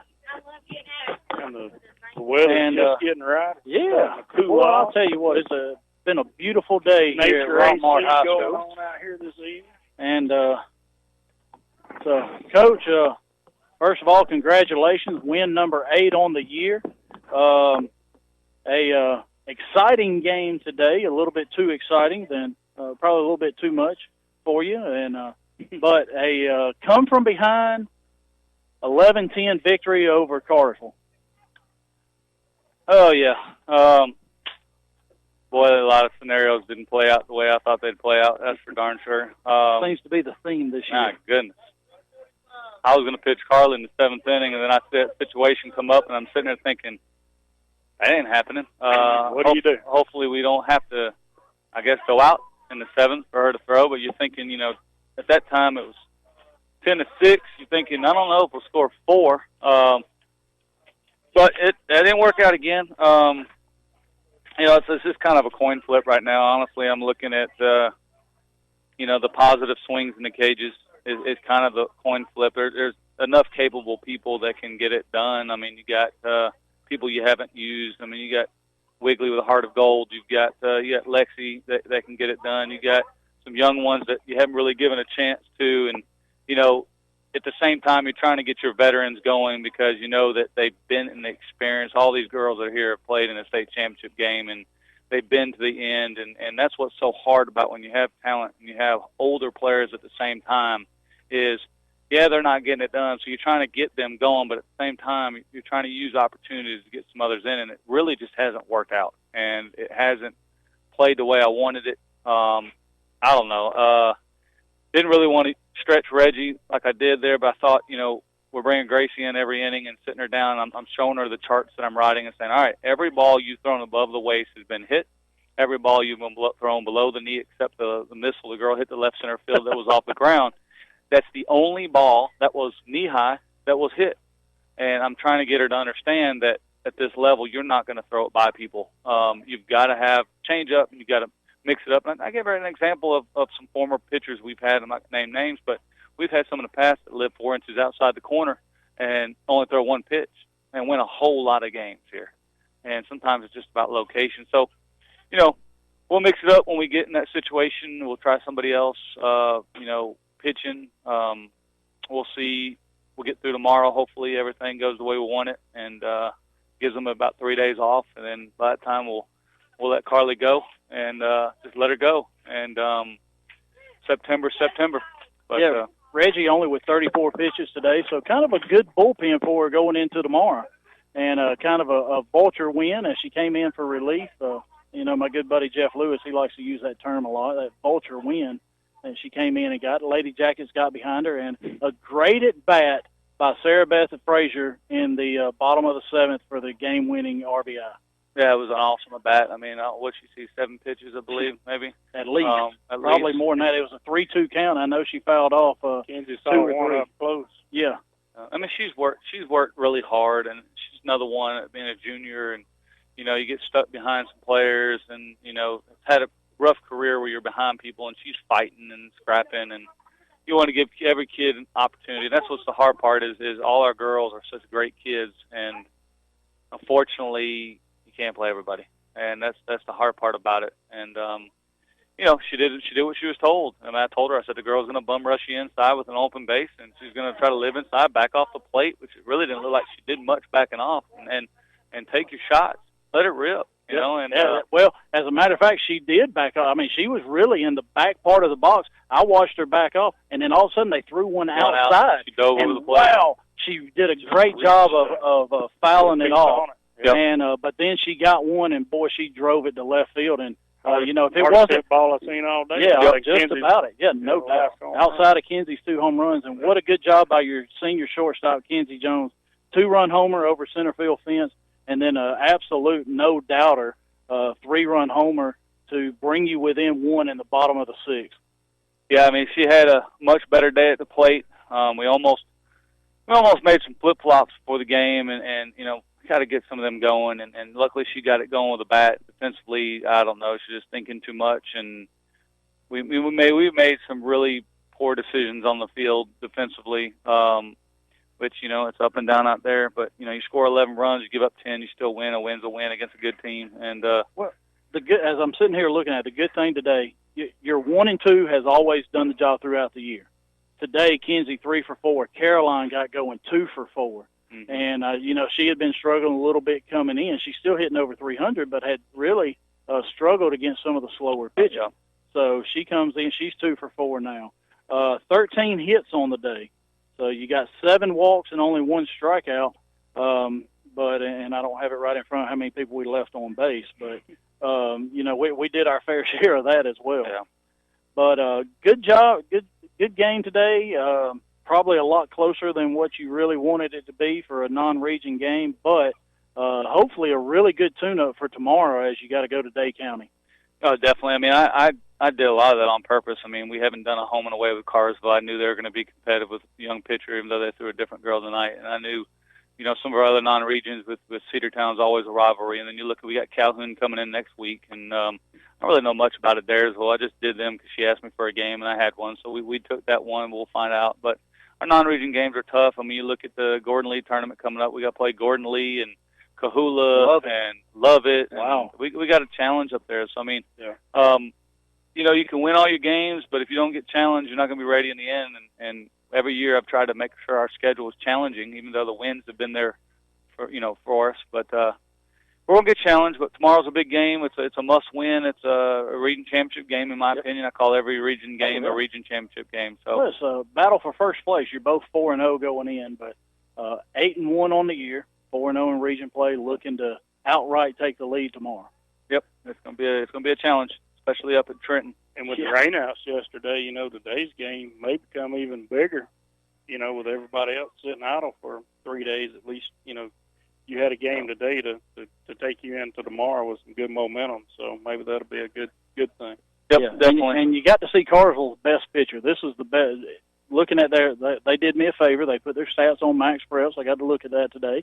They're statistically their best pitcher is Chata, and they threw her at us today. Only game they got this week.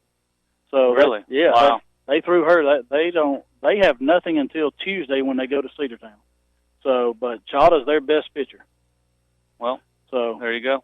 And we run up her pitch count. She was almost 100 through 5. Yep.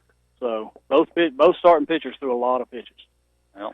So, but Coach, congratulations on the win, 8-1 on the year. Our next broadcast will be next Wednesday.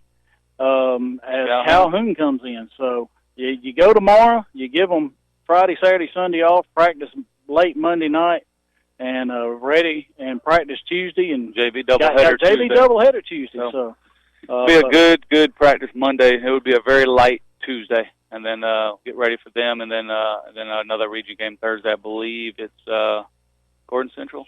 Oh, let's just see. We got it on the 5th. We go to Adairsville, so nothing next week. You got a Calhoun and Adairsville, and then we don't have another region game till Gordon Central on the 10th.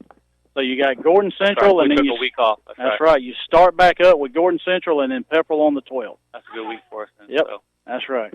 So, well, Coach, congratulations one more time. A come from behind 11-10 victory, and we're going to take it back to Brian and say this has been our All-Star Motors post-game show. So for Coach Steve Luke, Jeff Sharp, Chris Wolf, our time is up. We thank you for yours.